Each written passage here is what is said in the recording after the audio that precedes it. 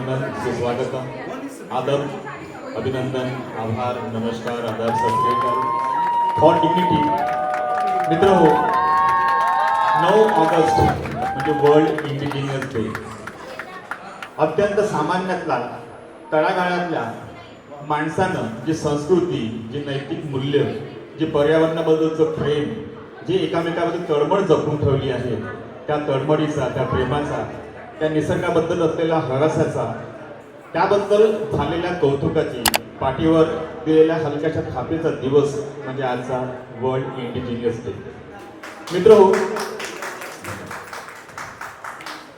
हो, जसा की आपला शिरस्थ आहे, आपण थीम सॉन्ग पासून सुरुवात करत असतो. तर सर्वात प्रथम मी या ठिकाणी आपल्या नागपूर कला मंडळीला या ठिकाणी आमंत्रित करतो की त्यांनी थीम सॉन्ग या ठिकाणी सादर करावं. For dignity. चलिए शुरू करते हैं. 1 2 3 स्टार्ट. जिंदगी को मिशन बनाएंगे हम, जिंदगी की गरिमा बढ़ाएंगे हम.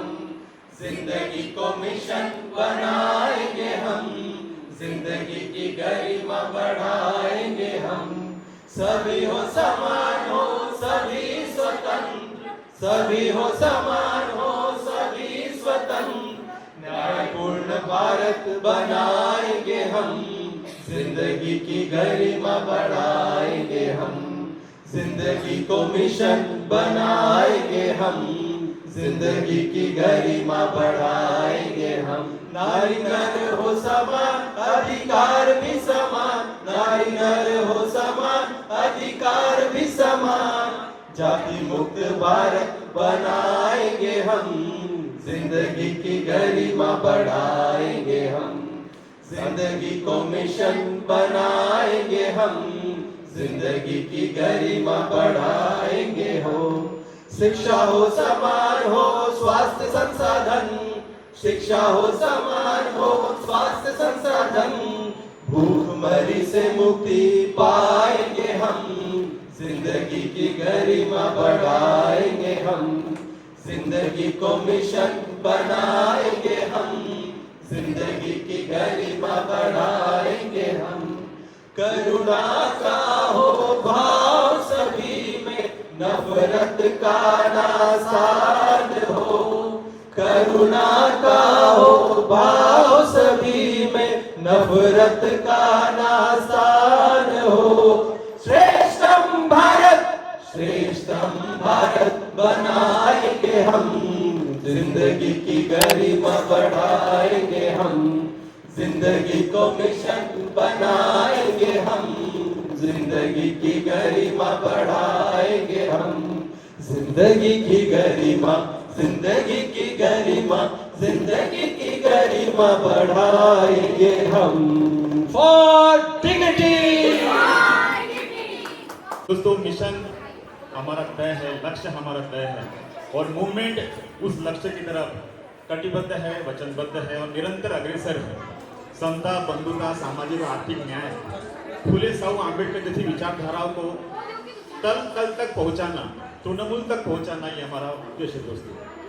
दोस्तों, आज बहुत ही मुबारक दिन है. जैसा कि मैंने कहा, अत्यंत शुभ दिवस आहे आजचा. वर्ल्ड इंडिजिनस डे आपण या ठिकाणी साजरा करतोय.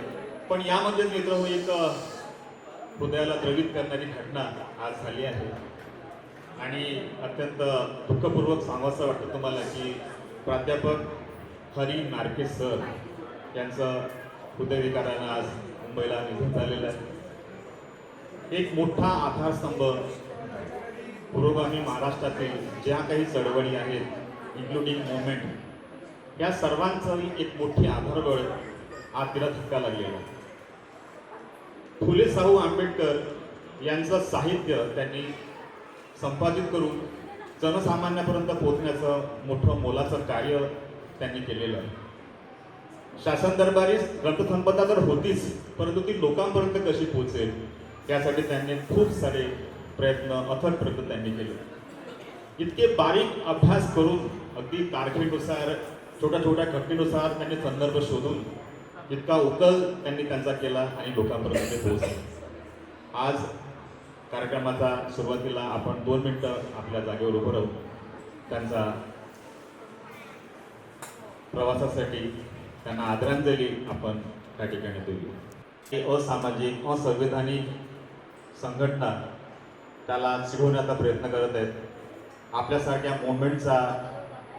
मुवमेंटसोबत जोडलेल्या ज्या काही संघटना किंवा एजन्सीज आहेत त्यांच्या माध्यमातून मला अशी विनंती करावीशी वाटते की काहीतरी करून हे सर्व कुठंतरी थांबलं पाहिजे आणि हा जो काही हिंसाचार, हा जो काही वैरभाव पचवला जात आहे तो नक्कीच कुठंतरी थांबला पाहिजे असं मुवमेंटच्या माध्यमातून मी ह्या ठिकाणी सदिच्छा व्यक्त करतो आणि नक्कीच आपल्या या प्रयत्नाला यश मिळेल. For dignity all, आज international day of world indigenous peoples, त्याबद्दल फॉर डिग्निटी इंडिजिनस लोग हमारी धरती के 1/4 से अधिक भूमि पर रहते हैं और पृथ्वी के 80% जैव विविधता का संसाधन करते हैं. दुनिया की अनुमानित 7000 भाषाओं में से अधिकतर भाषाओं इंडिजिनस लोग बोलते हैं और लोग लगभग 5000 कल्चर्स का प्रतिनिधित्व करते हैं. आज मानते हैं कि इंडिजिनस लोगों को प्राकृतिक आवास, संसाधन, आजीविका, कल्चर और उनकी पहचान भी खतरे में है. इंडिजिनस लोग आज दुनिया के सबसे वंचित और असुरक्षित लोग हैं और इसलिए वैश्विक समुदाय ने इस बात की आवश्यकता को माना है कि इंडिजिनस लोगों के कल्चर और जीवन जीने की तरीकों और संरक्षित करने की आवश्यकता है. इस संदर्भ में संयुक्त राष्ट्र संघ के इंडिजिनस पॉपुलेशन के वर्किंग ग्रुप की प्रथम बैठक दिनांक 9 अगस्त 1982 को हुई थी. इसके बाद वर्ष 1994 में 23 सितंबर को संयुक्त राष्ट्र संघ की जनरल असेंबली ने 9 अगस्त को प्रतिवर्ष international day of world indigenous peoples मनाने का निर्णय लिया. इंडिजिनस लोगों के कल्चर और उनके संघर्षों को उजागर करना और वैश्विक स्तर पर उनके अधिकारों के लिए चलाए जा रहे आंदोलनों की ओर ध्यान आकर्षित करना इसका उद्देश्य है. परंतु भारत सरकार ने यह कहते हुए कि भारत में रहने वाले सभी लोग इंडिजिनस है, यह मानने से इनकार कर दिया है कि भारत में कोई इंडिजिनस लोग रहते हैं. भारत सरकार के इस निर्णय के पीछे के कारण स्पष्ट है. फिर भी अब 9 अगस्त को प्रतिवर्ष international day of world indigenous peoples भारत में मनाया जाता है. दुनिया में इंडिजिनस लोगों को अनेक अलग अलग नामों से जाना जाता है, जैसे कि अबोरिजिन्स, आटोचंतोस, फर्स्ट नेशंस, फर्स्ट सिटीजन्स आदि. इंडिजिनस विषय पर चर्चा किसी भूभाग पर पहले निवास करने या किसी समुदाय के ऐतिहासिक मूल पर केंद्रित रहती है. परंतु हम यह मानते हैं कि इंडिजिनस होना मात्र किसी भौगोलिक क्षेत्र में पहले से निवास करने तक सीमित नहीं है. बहुत से ऐसे पहलू हैं जो इंडिजिनसनेस को निर्धारित करते हैं. परिस्थितिक जातीयता, इकोलॉजिकल इथिनिसिटी एक प्रमुख पहलू है जो दर्शाता है कि इंडिजिनस लोगों के पास उनके क्षेत्र के वास्तविक परिदृश्य का ज्ञान है. वे प्रकृति के साथ समन्वय स्थापित करके रहते हैं और उनकी आध्यात्मिकता, राजनीतिक, सामाजिक और आर्थिक संरचना इसी समन्वय के अनुसार होती है. इंडिजिनस लोगों की प्रकृति पहचान मनुष्य धरती प्रकृति के अटूट संबंध से निर्मित होती है, जिससे समानता, स्वतंत्रता, न्याय और मानवीय बंधुता के मूल्य समाहित है. जल, जंगल और जमीन आज़ाद है, यह नारा इसी भाव से उत्पन्न होता है. इंडिजिनस लोगों को पारिस्थितिक मंडल लोग, इकोस्फीयर पीपल कहते हैं और उनका जीवन परिस्थितिकी तंत्र इकोसिस्टम पर निर्भर करता है और वे उसके अभिन्न अंग भी है. उन्हें ऐसे लोगों से संरक्षण की आवश्यकता है जो पारिस्थितिकी तंत्र के विरुद्ध काम करते हैं, उसे नष्ट करते हैं और उसे बदलते रहते हैं. एक आवश्यक पहलू यह भी है कि जिस तरह से गैर इंडिजिनस लोगों के लिए उनका धर्म, उनकी पहचान समानार्थी है, उसी तरह इंडिजिनस लोगों के लिए उनका कल्चर, उनकी पहचान समानार्थी है. इंडिजिनस लोगों की जीवन शैली में सामूहिक विचार, प्राकृतिक संसाधनों और सामूहिक सामित्य और जीवन के सभी पहलुओं का समानता शामिल है. उनकी महत्वाकांक्षाएं प्राय उनकी कला और कलाकृतियों से झलकती है, बिल्कुल वैसे ही जैसे प्राचीन संस्कृतियों में हुआ करती थी. कल्चर इंडिजिनस लोगों के जीवन का इतना अभिन्न अंग है कि उनका बुनियादी अधिकार माना जाता है. संयुक्त राष्ट्र संघ के 1948 के घोषणा पत्र में कल्चर को मानवाधिकार माना गया है. पिछले कई वर्षों से इंडिजिनस लोग उनके कल्चर की हत्या होते हुए देख रहे हैं। कई इंडिजिनस समुदायों के कल्चर, उनकी पहचान, भाषाओं आदि को नष्ट किया जा रहा है और उन्हें उनके संसाधनों से एवं आजीविका से वंचित किया जा रहा है। वे अक्सर विकास योजनाओं के पीड़ित हो जाते हैं। सरकार की कई विकास योजनाएं इंडिजिनस लोगों को उनकी ज़मीन से दूर करती है, उन्हें विस्थापित करती है, उन्हें पलायन के लिए मजबूर करती है। आज इंडिजिनस लोग विकास सूचकांकों के सबसे नीचे हैं। अब समय आ गया है कि बाहरी विकास के मॉडल को थोपने की बजाय इंडिजिनस लोगों को कल्चर, उनकी परिस्थिति, विकास और उनके समझ के अनुसार और पर्यावरण के समन्वय स्थापित करते हुए उनके विकास के लिए प्रयास किया जाए। इस वर्ष 2023 के लिए संयुक्त राष्ट्र संघ द्वारा निर्धारित थीम इंडिजिनस युवा स्वभाव निर्माण माध्यम रखा गया है, स्वभाग्य निर्णय के माध्यम रखा गया है। किसी भी समाज में युवा की भूमिका महत्वपूर्ण होती है क्योंकि वह भूतकाल और भविष्य के बीच की कड़ी होते हैं। वे अपने पूर्वजों से ज्ञान, कल्चर आदि प्राप्त करते हैं और उन पर यह जिम्मेदारी है कि वे ऐसे ज्ञान और परंपराओं का संरक्षण करें जो मानवीय मूल्यों और पर्यावरण के संरक्षण को बढ़ावा देते हैं और 21वीं सदी में उनके सर्वांगीण विकास के लिए आवश्यक है।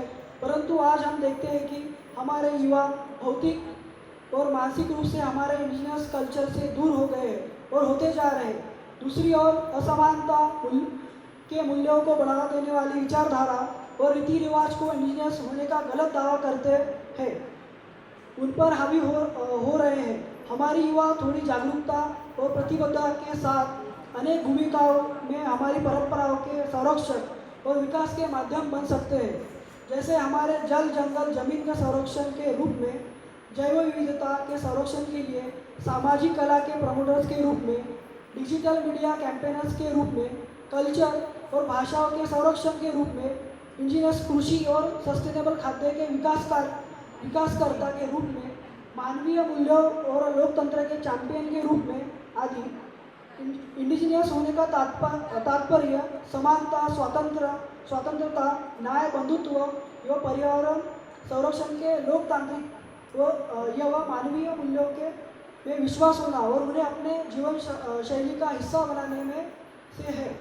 वुमेन 21 इन इंडिजिनस मूल्यों और उन्हें बढ़ावा देने वाली कल्चर, प्रैक्टिस और परंपराओं को समाज में स्थापित करने के लिए कटिबद्ध है। हमारे देश के इन मूल्यों का एक लंबा इतिहास रहा है।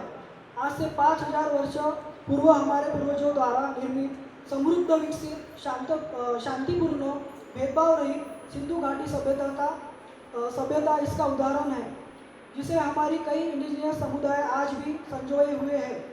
विशेषकर हमारे जनजातीय समुदायों में आज भी हमें ऐसी अनेक परंपराओं, कलाएं एवं कलाकृतियों को देखने को मिलती है जो सिंधु घाटी सभ्यता से चली आ रही है। वुमेन 21 ऐसे समुदाय की सराहना करता है जिन्होंने असमानता की विचारधारा द्वारा चलाए जा रहे अमानवीय अभियान और समानता के मूल्यों को नष्ट करने के अनेक प्रयासों से लड़ते हुए हमारे इंडिजिनियस मूल्यों और परंपराओं को जीवित रखा है। आज international day of world's indigenous peoples के माध्यम से हम इसी इंडिजिनियसनेस का उत्सव मना रहे हैं। हमारी युवाओं की महत्वपूर्ण भूमिका को रेखांकित करने का यह अवसर है। यह अवसर है हमारी परंपराओं को याद करने का, जिन्हें हमारे मानवीय मूल्यों को जीवित रखा है। यह अवसर है उनके प्रति कृतज्ञता व्यक्त करने का। यह अवसर है हमारी एकजुटता को सेलिब्रेट करने का। यह अवसर है विविधता में समानता को मनाने का। यह अवसर है हमारे पर्यावरण से समन्वय स्थापित करने का, सर्वांगीण विकास की ओर अग्रसर होने का। आइए हम सब मिलकर हमारे देश को एक मानवीय, गरिमा युक्त, समृद्ध, महान नागरिक राष्ट्र बनाने की ओर अग्रसर होते हैं। For unity. तसंच हो, मिशन 21 निरंतर अग्रेसर आहे। समता, बंधुता, सामाजिक, आर्थिक न्याय. दादाने जी गोष्ट सांगितली की जल, जंगल, जमीन हे जे संसाधनं जी आहेत ती टिकवण्यासाठी ह्या इंडिजिनियस लोकांचा किती मोठा मोलाचा वाटा आहे, सिंहाचा वाटा आहे. आणि नक्कीच ज्या काही विशेष दादा ह्या ठिकाणी बोलून दाखवले ते आपण सर्वच ह्या ठिकाणी अचीव करू, पूर्ण करू. यानंतर मित्र आपण असं एक गाणं जे आपल्या सर्वांच्या हृदयात जवळ आहे आणि मुवमेंटची विचारधारा अत्यंत हृदयाच्या जवळ असलेलं ते गाणं आहे सुनो दीदी सुनो भैया. आपल्यासमोर सादर करते आमची बालमंडळी अश्विक पाटील, आरोही गजबिये, स्पर्शा हातपुडे, युगांत रायबोले, आनंदिता हातपुडे, गार्गी केळझरे, दिवांश रायबोले, विहाना पाटील. कृपया मंचावर यावं. जोरदार टाळ्या आमच्या कलाकारांसाठी वाजल्या पाहिजेत.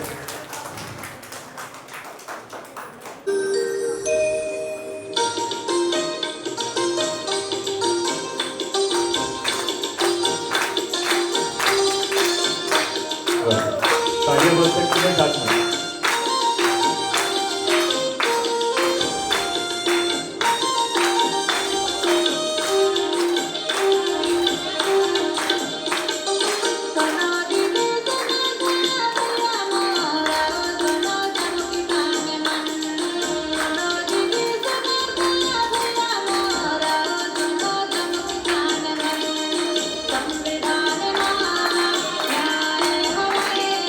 संविधान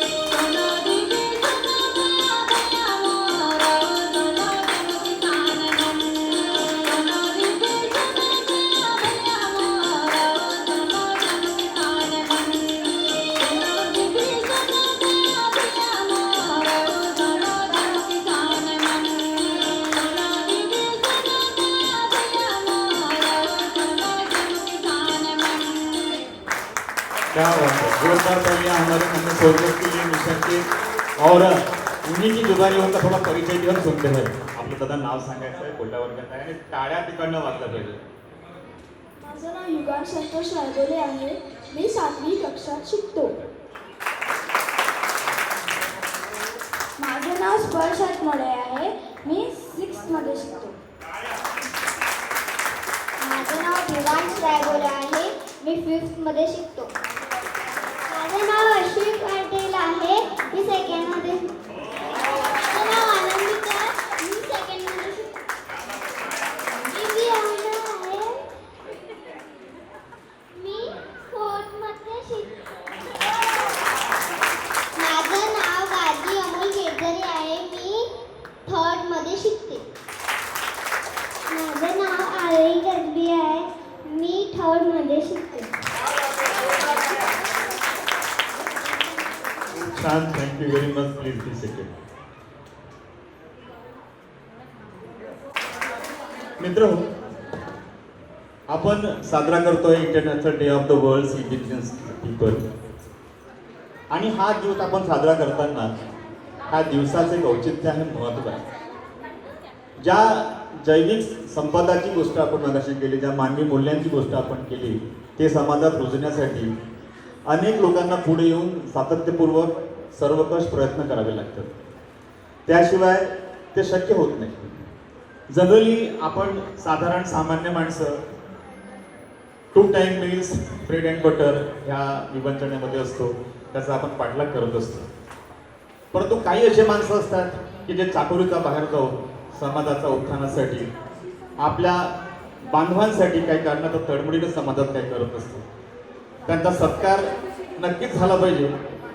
एक कवी म्हणतो की एक बगल में चांद होगा, एक बगल में रोटियां, एक बगल में नींद होगी, एक बगल में लोरियां. हम चांद में रोटी की चादर डाल कर सो जाएंगे और नींद से कह देंगे की लोरी कल सुनाने आएंगे. आम्हालाही वाटतं की काहीतरी करावं, परंतु त्या छोट्या मोठ्या समस्या, शाळांचा, पोरांचा, नोकरीचा, आम्ही मग कुठे ते स्वतःला थांबवून घेतो. म्हणून कुठंतरी मोमेंटमध्ये अडचणी निर्माण होतात. पण काही माणसं अशी आहेत मित्र की जे तन मन धन आपलं सर्वस्व अर्पण करून तळागाळातल्या लोकांसाठी काम करत असतात. त्यांचा सत्कार आपण या ठिकाणी घेणार आहोत. त्यांच्याशी आपण या ठिकाणी हितगुज पण करणार आहोत. त्या ठिकाणी काही खुर्च्या टाकल्या जाव्यात अशी मी सूचना करतो आणि मी सत्कार मूर्तीचा अल्पसा या ठिकाणी परिचय करून देतो. सर्वप्रथम ज्या सन्माननीय सत्कार मूर्ती आहेत आयुष्यमती कुसुमताई आलाम. त्यांचं 1987 पासून अखिल भारतीय विकास परिषदेमध्ये सामाजिक कार्य त्यांनी सुरुवात केलेली आहे. त्यांचा मी अल्पसा परिचय करून देतो. त्यांचं कार्य भरपूर मोठं आहे. गडचिरोली जिल्ह्यातील पहिल्या आदिवासी लेखिकेचा मान त्यांचा पदरी आहे.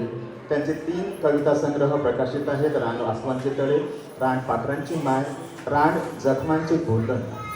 पुण्यनगरी वृत्तपत्रातून 1 वर्ष आदिवासी स्पंदन सदर चालवला. लघुकथा, वैचारिक, सामाजिक, मेधावी, क्रांतिकार यावर तसेच विविध विषयावर सातत्याने त्यांनी लेखन केलेले आहे. टाळ्या वाजल्या पाहिजेत. महाराष्ट्रातील विविध पुरस्कार त्यांच्या नावी आहेत. आदिवासी सेवक, आदिवासी विकास विभाग, महाराष्ट्र राज्य, व्यसनमुक्ती समाज कल्याण विभाग, महाराष्ट्र राज्य, असे अनेक पुरस्कार. विदर्भ साहित्य संघ यशस्वी लेखिका पुरस्कार, भुजंग मेश्राम साहित्यिक पुरस्कार, आदिशक्ती पुरस्कार, आदिवासी विकास विभाग नागपूर यांच्या वतीने, शब्दशक्ती सार्वजनिक ग्रंथालय अमरावती यांच्या वतीनेही त्यांना पुरस्कार भेटलेले आहेत. त्यांना ह्या ठिकाणी मी आमंत्रित करतो. आपल्या सर्वांचा टाळ्यांचा गजरात त्यांना या ठिकाणी अत्यंत सन्मानपूर्वक, अत्यंत विनम्रतेने त्यांनी या ठिकाणी यावं व आपलं स्थान मंचावर ग्रहण करावं अशी मी त्यांना विनंती करतो. टाळ्या कुठंतरी कमी पडत आहेत. त्यांचं कार्य, त्यांचे पुरस्कार, मला असं वाटतं त्याला समकक्ष टाळ्या तरी आपण मागू शकलो पाहिजे. Please be seated. कृपया स्थान त्यांनी ग्रहण करावं.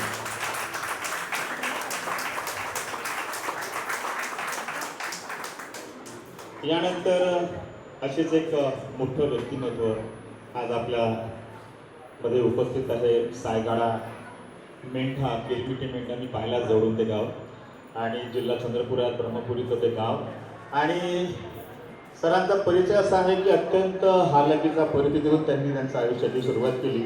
खूप सारे त्यांचं कार्य आहे. त्यांना विदर्भ पर्यावरण चौथी परिषद ब्रह्मपुरीचा त्यांना पुरस्कार भेटला आहे. शाहू फुले आंबेडकर पुरस्कार त्यांचा नावाने आहे. जलनेटवर दिल्लीचा पुरस्कार त्यांना 1998 मध्ये भेटलेला आहे.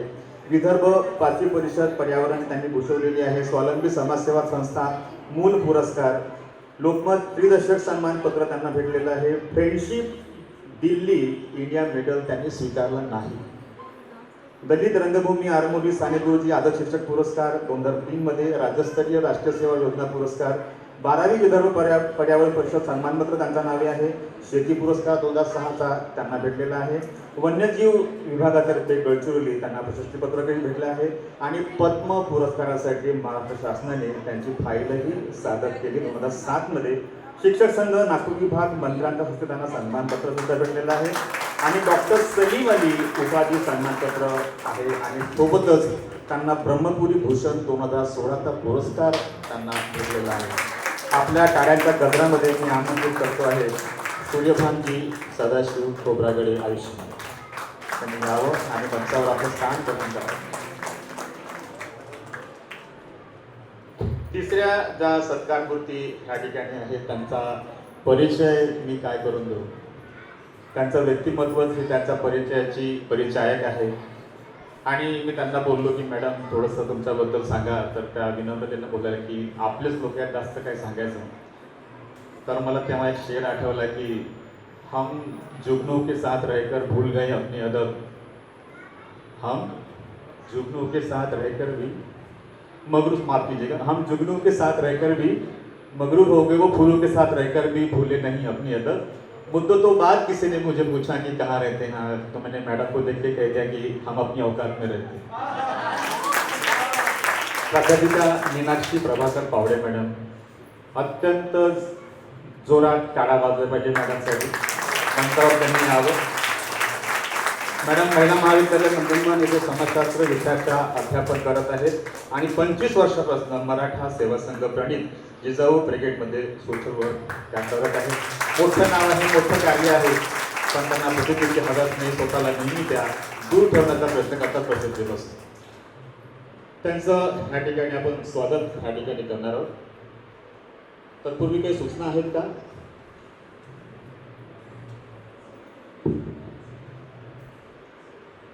ठीक आहे, गो अहेड. ठीक आहे. तर स्वागताचं स्वरूप मानपत्र आणि एक मुवमेंटची किट आणि शाल अशा पद्धतीचं हे स्वागताचं स्वरूप आहे. कुसुमताई सलाम यांच्या स्वागतासाठी मी ह्या ठिकाणी आमंत्रित करतोय.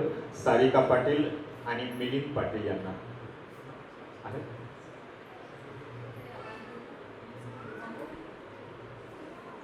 आयुष्यमती कुसुमताई सलाम, मला माफ करा ते सलाम चौथं पुस्तक वाचलं नाही.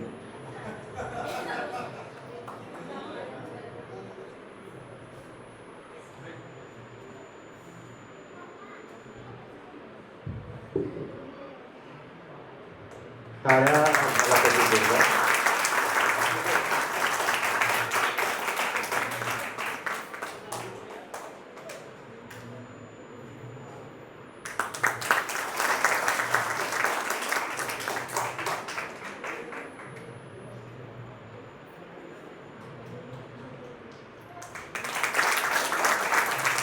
जोरदार टाळ्या.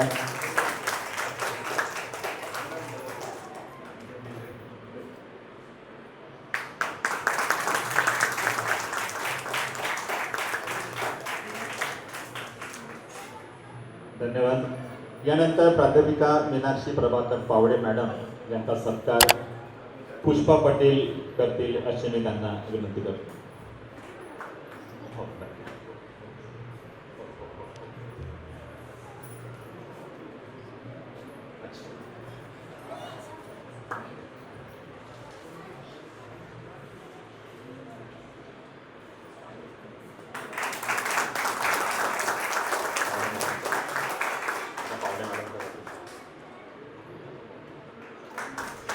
जोरदार टाळ्या. मानपत्राचं वाचन मी या ठिकाणी करतोय. सन्माननीय आयुष्यमती प्राध्यापिका मीनाक्षी प्रभाकर पावडे मॅडम, भारतातील विषम सामाजिक परिस्थितीमध्ये अतिशय तळमळीने कार्यरत राहणाऱ्या तुमच्या प्रयत्नांना त्रिवार सलाम. शैक्षणिक क्षेत्रातील तुमचे मोलाचे कार्य व स्त्रियांचा सामाजिक उत्थानासाठी तुमचा 25 वर्षाचा कार्याचा गौरव करताना आम्हाला अत्यंत आनंद होत आहे. जोरदार टाळ्या वाजल्या पाहिजेत. हे कार्य असेच अधिक प्रभावीपणे पुढे चालावे, पुढे आपण करावे. तुम्हाला आनंदी दीर्घायुष्य लाभावे ही मंगल कामना. मानपत्र अलाम टाइम्स मानपत्र मी वाचलं नाही. आयुष्यमती सन्माननीय सोबतच वाचन करतोय. सन्माननीय आयुष्यमती कुसुमताई अलाम, भावनांना शब्दांचे बळ देऊन महिला व आदिवासी समाज घटकांच्या जीवनाचे शब्दचित्रण करत राहणाऱ्या तुमच्या अथक प्रयत्नांना मानाचा मुजरा. निसर्गाशी असलेले तुमचे घट्ट नाते तुमच्या कवितेतून निरंतर व्यक्त होत असते. समाजाबद्दलचा तुमचा ध्यास तुमच्या लिखाणातून अनुभवायला मिळतो. तुमचा या सर्वांगीण बहुआयामी व्यक्तिमत्वाचा गौरव करताना आम्ही गौरवान्वित होत आहोत. तुम्हास शब्दांचे बळ लाभो. आनंदी दीर्घायुष्याकरिता तुम्हास मंगल कामना. जोरदार टाळ्या.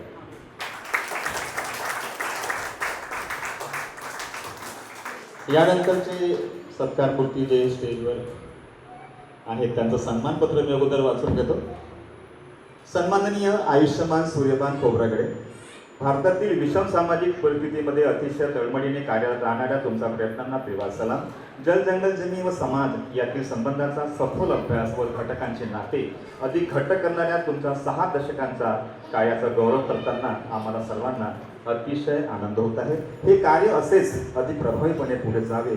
तुम्हास आनंदी दीर्घायुष्य लाभावे ही मंगल कामना व आपणास सन्मान करतो. जोरदार टाळ्या. त्या ठिकाणी सूर्यकांतजी खोब्रागडे आयुष्यमान यांचा स्वागतासाठी मी आमंत्रित करतोय, सूचना करतोय श्रुती उके यांना.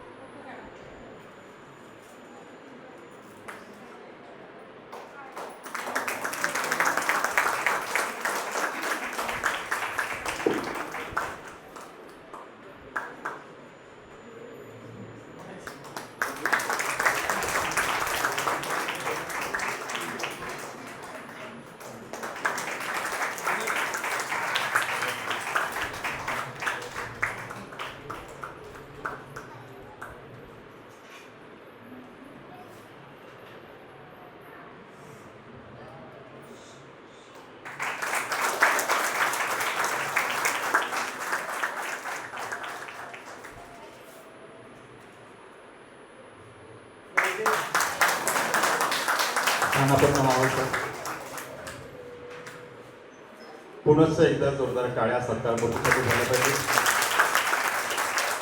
या निमित्तानं त्यांच्या कार्याची आपल्याला ओळख व्हावी, त्यांच्या जीवनाचा परिचय व्हावा, त्यांचा संघर्ष, त्यांचे प्रयत्न आपल्यापर्यंत पोहोचावेत आणि आपल्याला त्यातून प्रेरणा भेटावी असा काहीसा हा प्रयत्न मित्र ह्या ठिकाणी आहे. गीता करंदीकरांची सुंदर कविता आहे की असे जगावे दुनियेमध्ये आव्हानाचे लावून अत्तर, नजर रोखून नजरेमध्ये आयुष्याला द्यावे उत्तर. नको गुलामी नक्षत्रांची, प्रीती आंधळी ताऱ्यांची, आयुष्याला फिरतानाही चैन करावी स्वप्नांची. असे दाणे की इच्छा ज्याची, मार्ग तयाला मिळतील सत्तर, आणि नजर रोखून नजरेमध्ये आयुष्याला द्यावे उत्तर. मला वाटतं सरकारबद्दल जोरदार टाळ्या झाल्या पाहिजे. आणि पॅनल डिस्कशन आहे मित्र, त्यांचा सवाल जवाब आपण ह्या ठिकाणी करणार आहोत. इथं गुजर ह्या ठिकाणी आपण करणार आहोत. ह्या ठिकाणी मी आमंत्रित करतोय सांगितल्याताई नरवाडे यांना, त्यांनी यावं आणि हा माईक सांभाळावा. तुम्हा तिघांचा खूप खूप धन्यवाद करते. तुम्ही आपलं खरंच अनमोल वेळ काढून आमच्या इथे आला, तर त्याच्यासाठी खूप खूप धन्यवाद. आपल्या पॅनलिस्ट यांचा परिचय तुमच्या सगळ्यांकडे झालेला आहे, तर मी पुन्हा नाही घेणार. पण आपण पॅनल डिस्कशनमध्ये जाण्याआधी आपण आता हे तिघं जे आहे आपल्यासमोर पॅनलिस्ट, तर त्यांच्याशी खूप सुरुवातीचा एक प्रश्न तुम्हा तिघांना सामान्यच मला विचारायचं वाटतं आणि सगळ्यांना उत्सुकताही आहे की जसा तुमचा आम्ही परिचय ऐकला तर ते काही म्हणजे थक्क करणार आहे आम्हा सगळ्यांनाच आणि आश्चर्यजनकच आहे. कारण की ते बसलेले सगळे जे लोक आहेत ते आम्ही सर्व समाज बदलासाठी आणि समाजामध्ये जे पण काही आहे तर त्याच्या बदलासाठीच काम करतो. आणि असं नाही आहे की आम्हाला अडचण्या कमी आहेत, अडचण्या येतात आणि जे समाजासाठी काम करतात तर अडचण्या तर येणारच आहेत. पण तरीसुद्धा ते नकारत आणि समाजाचं जे रास्ता आहे जे आपल्याला दिलेलं आहे त्याच्यावर सतत राहणं, ते अडचण्या असूनही त्याच्यासाठी आपल्याला काही म्हणजे तुमच्या जीवनात असे प्रेरणास्रोत असतील किंवा काही विचार असतील जे तुम्हाला सतत प्रेरणा देत असतात की नाही आपल्याला समाजासाठी करायचं आहे म्हणजे करायचं आहे. कितीही अडचणी आल्या तरी आपलं मागे नाही जायचं आहे. तर म्हणजे तुमच्या जीवनात असं काही एक प्रसंग आला असेल किंवा काही विचार आहेत जे प्रेरणा ठरतात तुमच्या जीवनात समाजासाठी, जे तुम्हाला समाजासोबत बांधून ठेवतात, ते आम्हाला तुमच्याकडून ऐकायला छान वाटेल. तर मी मीनाक्षीजी यांच्याशी फॉर डिग्निटी. जय जिजाऊ, जय भीम. आपण जो आज माझा सत्कार केला त्यावर मला थोडं बोलायचं आहे. मी अशा अतिथींच्या बाजूला बसली आहे की हाच माझा खरा सत्कार आहे. ही लोक फार मोठे आहेत की त्यांच्यासमोर मी काहीही नाही. परंतु मी माझा परिचय, माझा प्रवास तुम्हाला सांगू इच्छिते. माझे वडील शिक्षक, शिवाजी महाराजांना आणि गौतम बुद्धांना मानणारे. माझ्या वडिलांनी, मी बहुजन समाजातली कुणबी घरातली, कुणबी जातीची, परंतु आमच्याकडे कधीही देवपूजा झाली नाही. माझ्या वडिलाला मी कधी अगरबत्ती लावताना बघितलं नाही. माझी आई फार शिकलेली नसल्यामुळे ती पूजा वगैरे करायची. ते संस्कार आमच्यावरही झाले. मी गौतम बुद्धांना, शिवाजी महाराजांना, जिजाऊंना, आंबेडकरांना खूप मानते, यासाठी की त्यांनी समाजाला आपलं सर्वस्व अर्पण केलं. पुढे जाऊन जेव्हा लग्न झालं, लग्न झाल्यानंतर घरातही वातावरण तसंच पोषक मिळालं समाजकार्यासाठी, त्यामुळे आपोआप या गोष्टी घडत गेल्या. लग्नापूर्वीच मी सेवा संघामध्ये, तेव्हा जिजाऊ ब्रिगेड ही शाखा नव्हती, सेवा संघच होता, त्या सेवा संघामध्ये काम करायचो. माझ्या मैत्रिणी आम्ही गावोगावी शाखा ओपन करायच्या. त्याच्या मागे उद्देश हाच होता की तळागाळातल्या स्त्रीला मुख्य प्रवाहात आणणे, त्या शिक्षित झाल्या पाहिजे, विचारांनी परिपक्व झाल्या पाहिजे, नव विचार स्वीकारले पाहिजे, चूल आणि मूल एवढंच क्षेत्र न करता त्या समोर आल्या पाहिजे. या दृष्टीने आम्ही तळागाळात गाव खेड्यापाड्यात फिरत होतो आणि शाखा ओपन करत होतो. त्यात फिरता फिरता माझा पाय फ्रॅक्चर झाला, तरी पण मी काठी घेऊन शाखा ओपन करायला फिरायची. त्यातच आमचा खेडेकर, पुरुषोत्तम खेडेकर साहेब तुम्ही ओळखत असाल, प्राध्यापक प्रभाकर पावडेंसोबत 98ला माझं लग्न झालं.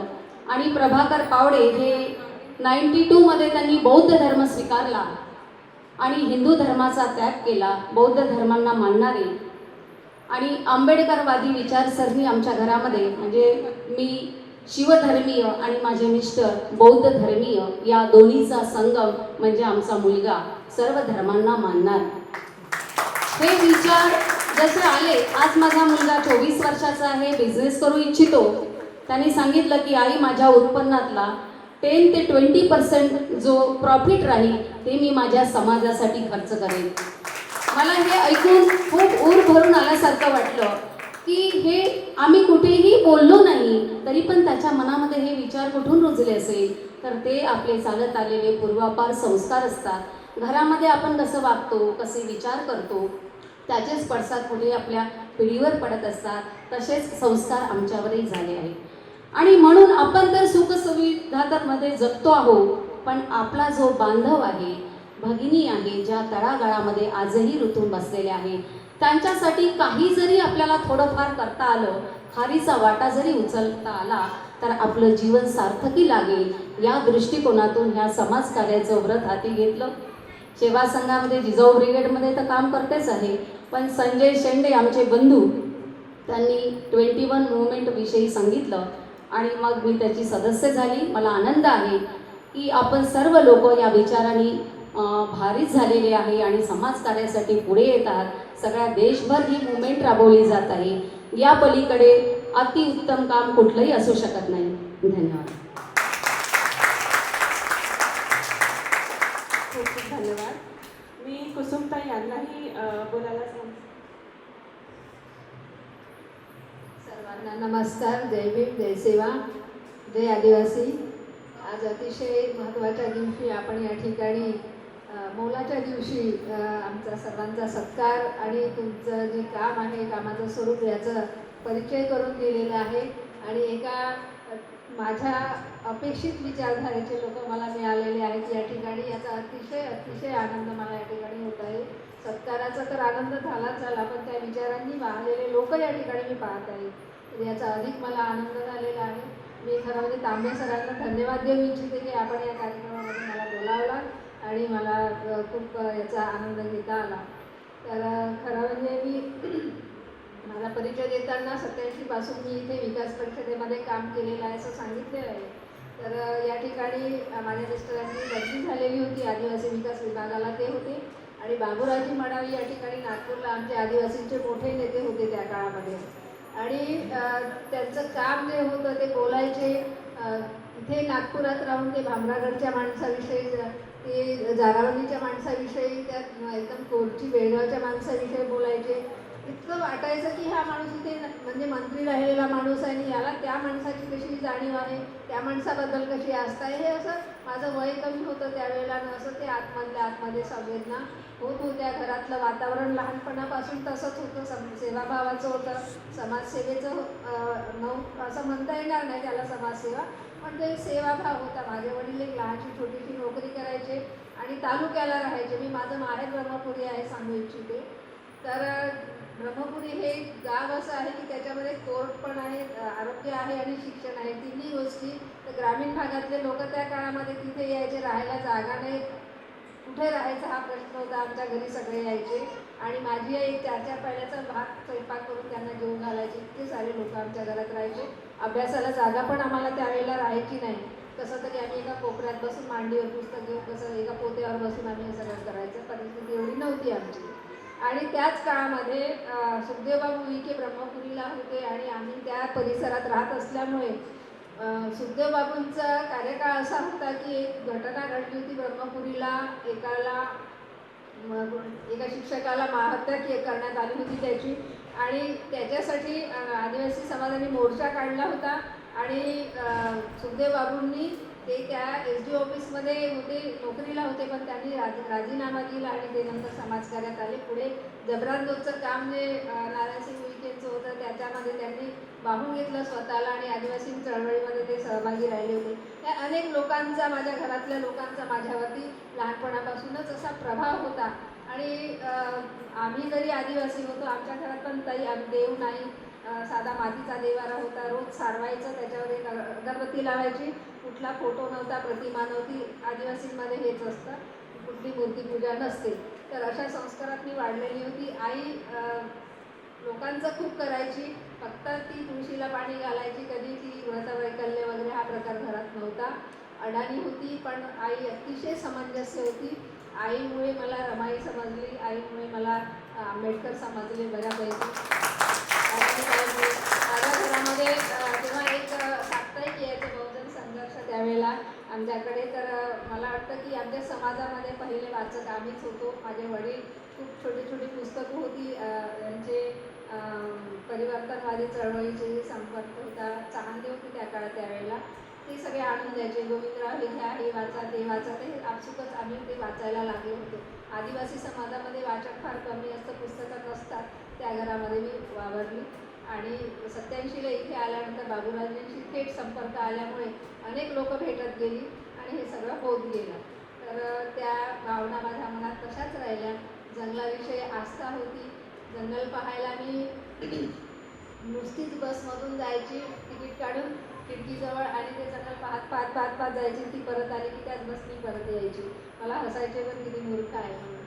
पण मी पाहायची, मला असं वाटायचं की हे जंगल बोलत आहे माझ्याशी, हे झाडं बोलत आहेत माझ्याशी, असं वाटायचं. कालांतराने इथून ट्रान्सफर झाल्यानंतर आम्ही आलापल्लीला अहेरीला गेलो आणि तिथे मग खऱ्या अर्थाने माझा पहिला कविता संग्रह रान आसवांचे तळे हा 1998ला प्रकाशित केला.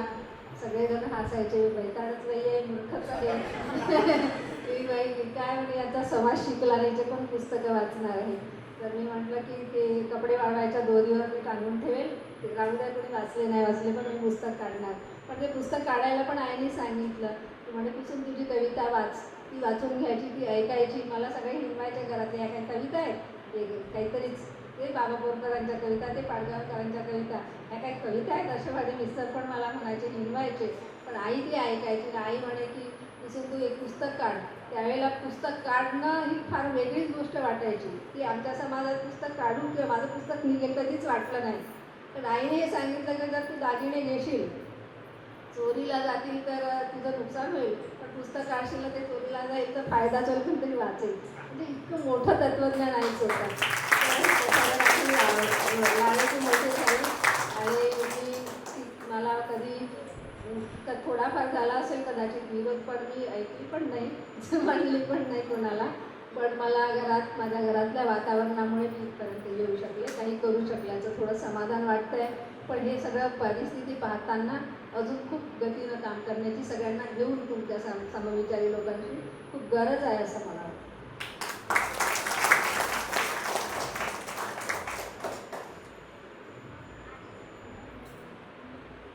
तर सूर्यकांतजी यांच्याशी मी बोलायला आम्हाला ऐकायला आवडेल तुमच्याकडनं. तर माझं दोघीपेक्षा जीवन वेगळं. मी खूप गरीब माणसाचा मुलगा आहे, पण लहानपण ब्राह्मणाच्या घरी गेलं माझं. मी 10 वर्षाचा होईपर्यंत ब्राह्मणवाड्यात होतो आणि तेथून मला माणूस समजला की जेव्हा ती बाई मला काही काम सांगायची, ते एकदा शेतामध्ये धान काढणं होतं आणि ती बाई म्हणे मला जाऊन पाह ना, इथे खेळत बसला, थोडं खड्यावर जाऊन पाह.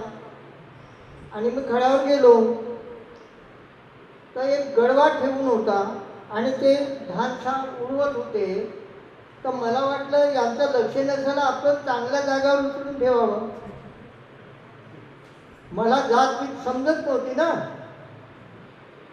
तर मी तो गडवा उचलून ठेवला बाजूला आणि त्यांचं लक्ष पडलं आणि तो आमचा गडवा पाठवला म्हणून तो मारायला धावला. आता ती पहिल्याच सफरीमध्ये बाई उभी होती. मी धावत पडत गेलो आणि बाईवर रागावलो, आजपासून मला काम सांगायचं नाही. का झालं म्हणे? म्हणून तो मारायला धावला, तो धावत येत आहे माझ्या मागं. तो काय केला म्हणे? मी काय गुन्हा केला का म्हटलं? तो कचरा जात होता म्हणून चांगल्या जागेवर उचलून ठेवला आणि तो लगेच वाड्यात त्याचा पाय पडला. तिनं विचारलं, काहून मारायला धावला म्हणे या पोराला? आमचा गडवा पाठवला म्हणे. कुठला का म्हणे? नाही ती म्हणे. तर असं कर म्हणे, तो राहणीमान चांगला आहे त्या पोराचं म्हणे, त्याच्यामुळे तो गडवा उचलून ठेवला म्हणजे, तो गुन्हा केला नाही. तो गडवा माझ्याकडे आणून दे म्हणे, मी वापरेन, पैसे घेऊन जा. तेव्हा मला माणूस जाती समजल्या. मी काय गुन्हा केला तर मी खालच्या जातीतला आहे. दुसऱ्या ठिकाणी तसंच केलं. गावाजवळचं ते किरमिटी मिंडाबाईने सांगितलं बघाशी नाव.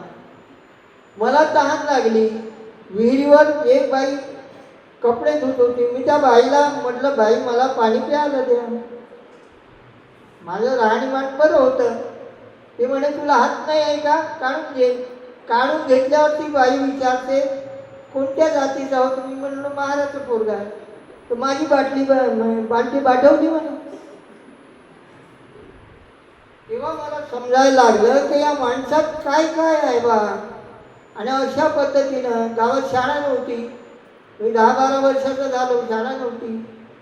परंतु ते वलंकपीवर मी आपला काहीतरी वाचकीचा प्रयत्न करायचा.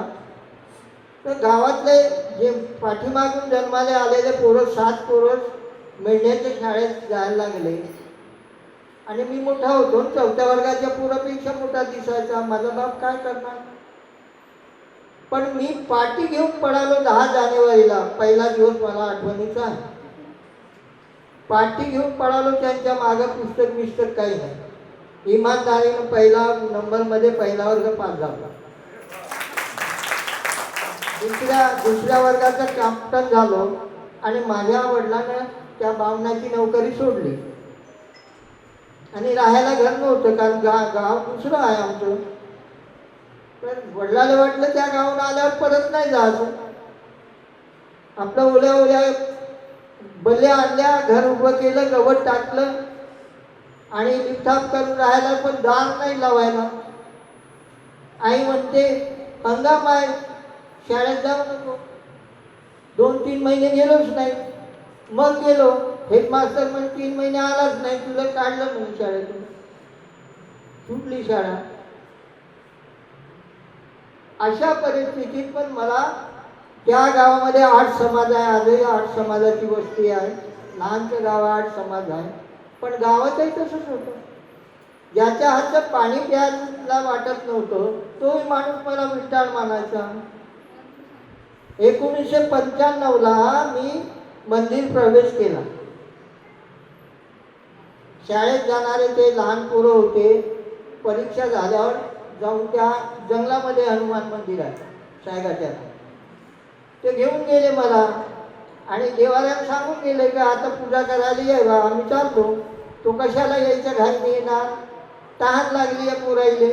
म्हणलं मला पूजा करता येते ना, द्या ना सामान माझ्या, हे मारतील म्हणे. शेवटी नाही लागानं ते दिलं. मी सगळं शेंदूर बुका टाकायचा, तो टाकला, नारळ आपटलं ना, तो देवारी आला. आणि महाराज कोहराच्या पोराने देव वाटवला म्हणे गावात जाऊन सांगतो. आज ते पोरं घाबरले. मी म्हणलं तुम्ही दूर होते, मीच होतो. मला मारतील मारू द्या ना, पण पडायचं नाही. त्यांच्याच मागं जाऊ. त्या देवाऱ्याच्या मागं गेलो. लोक बसले होते. त्याच्या घराच्या समोर आंब्याचे झाड होते. तो बडबडते महाराजच्या पोराने देव पाठवला. त्या देवालाही जाणीव आली असेल. कोणीच नाही विचारे त्याला तू काम नसा बडबडते म्हणून. लोकांना वाटलं याच्याच पाठीमागे येत आहेत पोरं आणि हा काम नसा सांगते. आणि मग मला वाटलं की काहीतरी माणूस शोधायचा या गावात आता. आणि मग 8 समाज कसे एकत्र येते, तर माझी सांस्कृतिक कार्यक्रमाची सुरुवात झाली. मी दंडारी लिहायचा, खेड्यामध्ये दंडारी करतात, दंडारी लिहायचा. ते तालीम बसवायचे. पण मग आता सादरीकरण करायचं तर स्टेजवर मेकअप करायला लागते ना, ते कौशल्य माझ्यात आलं. तर मी मेकअप करायचा. मेकअप लावून द्यायला ते ज्याला लावलं त्याला म्हणायचं बाबा आरसा पाहिजे, आता तू आपल्या हातात तो हा, तो नाही म्हणायचा आता आम्हाला नाही जमणार. तर मग इमानदारीने आता सांगतो आहे की भांड्यातलं पाणी चेहऱ्यावर मारून माझे हात थकून जा इतके मडके घडवले आणि हळूहळू 8ही समाज एकत्र आला. पहिलं जाती निर्मूलनचं काम माझं 78चं आहे. 8ही समाज एकत्र येऊन सगळ्यांची वर्गणी आणि सामुदायिक ताला. कोणी कोणाला इकडे बसा तिकडे बसा म्हणणार नाही. आणि मी माझ्या समाजाचे जे लोक होते त्यांना आधीच सांगून ठेवलं होतं जिथे जागा मिळेल तिथे बसायचं, एका बाजूला नाही बसायचं. कारण ते लोक मला घेऊन बसायचे, इतराला नव्हते वाढत, इतराला अलग वाढत होते. मला इतराच्या लग्नात गेलो तर 4 माणसं इकडे 4 माणसं इकडे करून बसवायचे, बाकीच्याला नाही. म्हणून मग मी तो प्रयत्न केला आणि 2 वर्ष तो सामुदायिक जेवणाचा प्रोग्राम राबवला. तो यशस्वी झाला. नाही तर आजूबाजूच्या गावांना बोलावलं, ते म्हणे असं होतं तर आम्हाला कशाला बोलवलं. मला जबरदस्तीनं 3 टर्म ग्रामपंचायतमध्ये सदस्य माझी मोठी जिंकणी होती. आई वडील, 3 लेकरं, पत्नीनं माझं घर सांभाळलं. आज नाही आहे माझ्या जोडीला, 2 वर्ष आहे आता ती गेलेली. तिनं कधी मला विचारलं नाही. माझ्या मनाला आलं तसं मी बाहेर फिरत होतो. आणि 72चं महाग पडलं. मी 6 महिने भाजीपाला विकला. मग गुळाचा धंदा केला. मी भंडारा जिल्ह्यातलं, गडचिरोली जिल्ह्यातलं वळसा, भंडाऱ्यातलं लाखांदूर आणि चंद्रपूरचे 2 ब्रह्मपुरी नागवेडचे बाजार करत होते. त्याच्यावर आपला संसार सांभाळला. पण सायघाट या गावाचं 272 हेक्टर जंगल पूर्ण कापून नेलं होतं लोकांनी. त्या गावाचं संघटन उभं झालं आणि तमाम लोक मोड्या विकायला लागले. त्या मोड्या बंद करण्याचा प्रयत्न केला आणि 31 मार्च 1979 त्या गावाची समिती ग्रामसभेमध्ये तय झाली. आजही गावकऱ्यांच्या मेहनतीनं जंगल राखत आहे. पण ते समोरचा बोजा माझ्याच खांद्यावर ठेवायचे. मग असं करायचं, कायदा नाही, मग राखणार कसं, दुनियाभराच्या भानगडी. परंतु त्या आजपर्यंत गावाचं जंगल वाढलं आणि नागपूर विदर्भातल्या लोकांचे डोळे आणखी माझ्याकडे फिरले.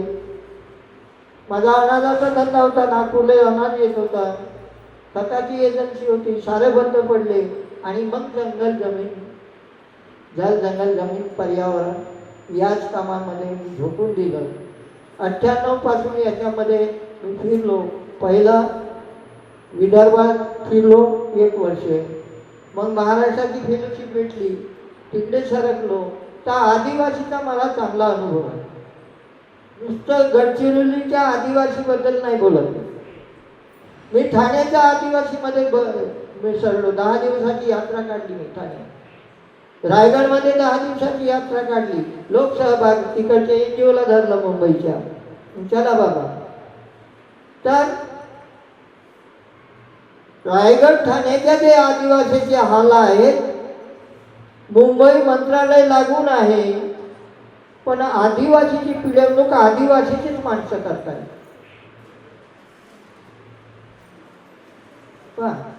नाशिकचे आदिवासी पाहिले, नंदुरबारचे आदिवासी पाहिले, कोल्हापूर आदिवासीची आवड आहे. आदिवासी माणसांना, आदिवासी बायांना ऐकण्याची आहे, चळवळी घेण्याची आवड आहे.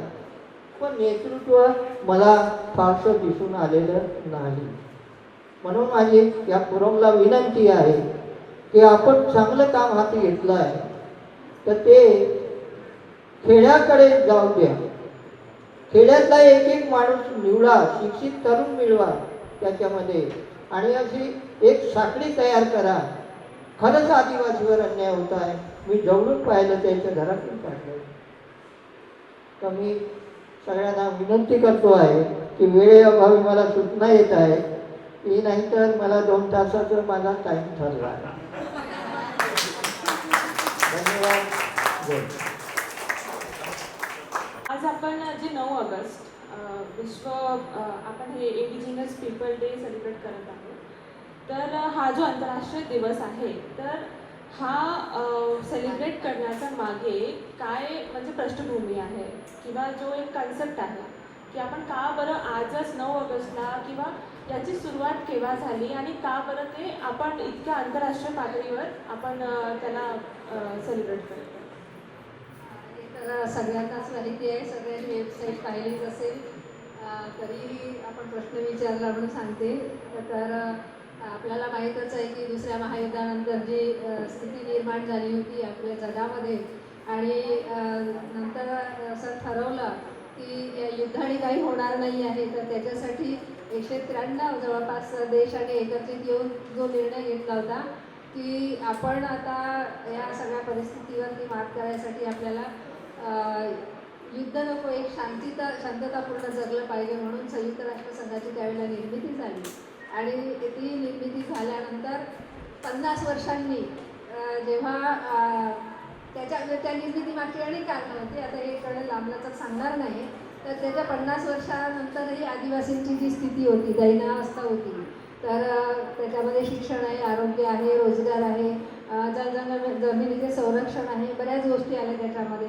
तर ती स्थिती इतकी काही चांगली नव्हती. म्हणून त्यांनी 1993ला मला वाटतं 1 वर्ष आदिवासी वर्ष म्हणून घोषित केलं आणि 94 ते 2004 असे आदिवासी दशक म्हणून त्यावेळेला घोषित केलं होतं. तर त्यामागची ती थीम होती की आदिवासींचं जे काही जे विस्थापन आहे, बाकीच्या गोष्टी आहेत, तर हे काही म्हणजे बरोबर त्यांना काही मिळत नाही आहे, त्यांची त्या परिस्थितीमध्ये काही चांगली स्थिती आलेली नाही अजूनपर्यंत, याच्यासाठी म्हणून त्यांनी ते पूर्ण ऑगस्ट हा दिवस घोषित केलेला होता विशेषतः. खूप खूप धन्यवाद. दुसरा प्रश्न माझा मीनाक्षीताई तुमच्याशी आहे. आता यांनी जसं सांगितलं, आपण विश्व मूल निवासी जो आंतरराष्ट्रीय दिवस आहे तो का बरं आपण मनवत आहोत, आणि जोही आंतरराष्ट्रीय दिवस असतो आपण सेलिब्रेट करतो, तर त्याच्या मागे जे संयुक्त राष्ट्र आहे, युनायटेड नेशन्स, तो प्रत्येक वर्षी थीम देतो तो आंतरराष्ट्रीय दिवस सेलिब्रेट करण्यासाठी. तर आपला हे जो विश्व मूल निवासी दिवस आहे, तर या वर्षाची आपली थीम काय आहे, आणि ती जी थीम आहे म्हणजे जो विषय दिलेला आहे तो जे मूल निवासी युवा आहेत, ज्याला आपण यूथ म्हणतात, तर त्यांच्याशी म्हणजे कशा प्रकारे संबंध ठेवते, आणि त्यांना म्हणजे हा थीम विषय आणि मूल निवासी युवा कशा प्रकारे आपण त्यांच्या रिलेशन सांगू शकतो.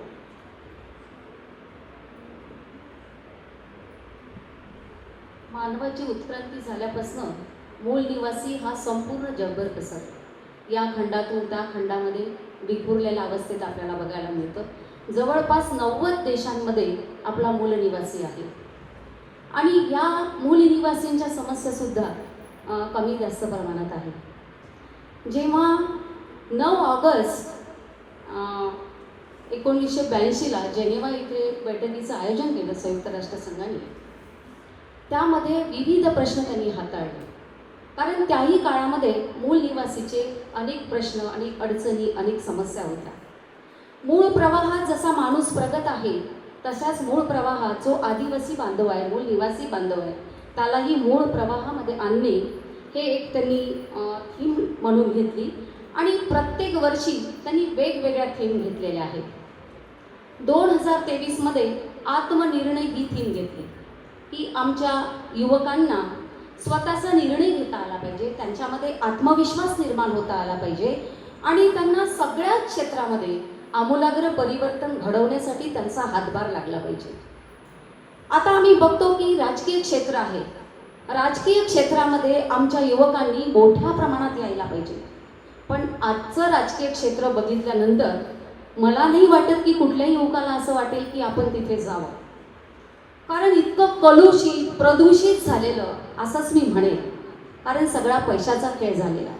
आणि आमचा मूल निवासी हा तळागाळामध्ये रुतून बसलेला आहे, आर्थिक अडचणीचा सामना करतो आहे, दैनंदिन गरजा त्यांच्या पूर्ण होत नाही, इलेक्शन लढायला कुठून पैसा आणेल.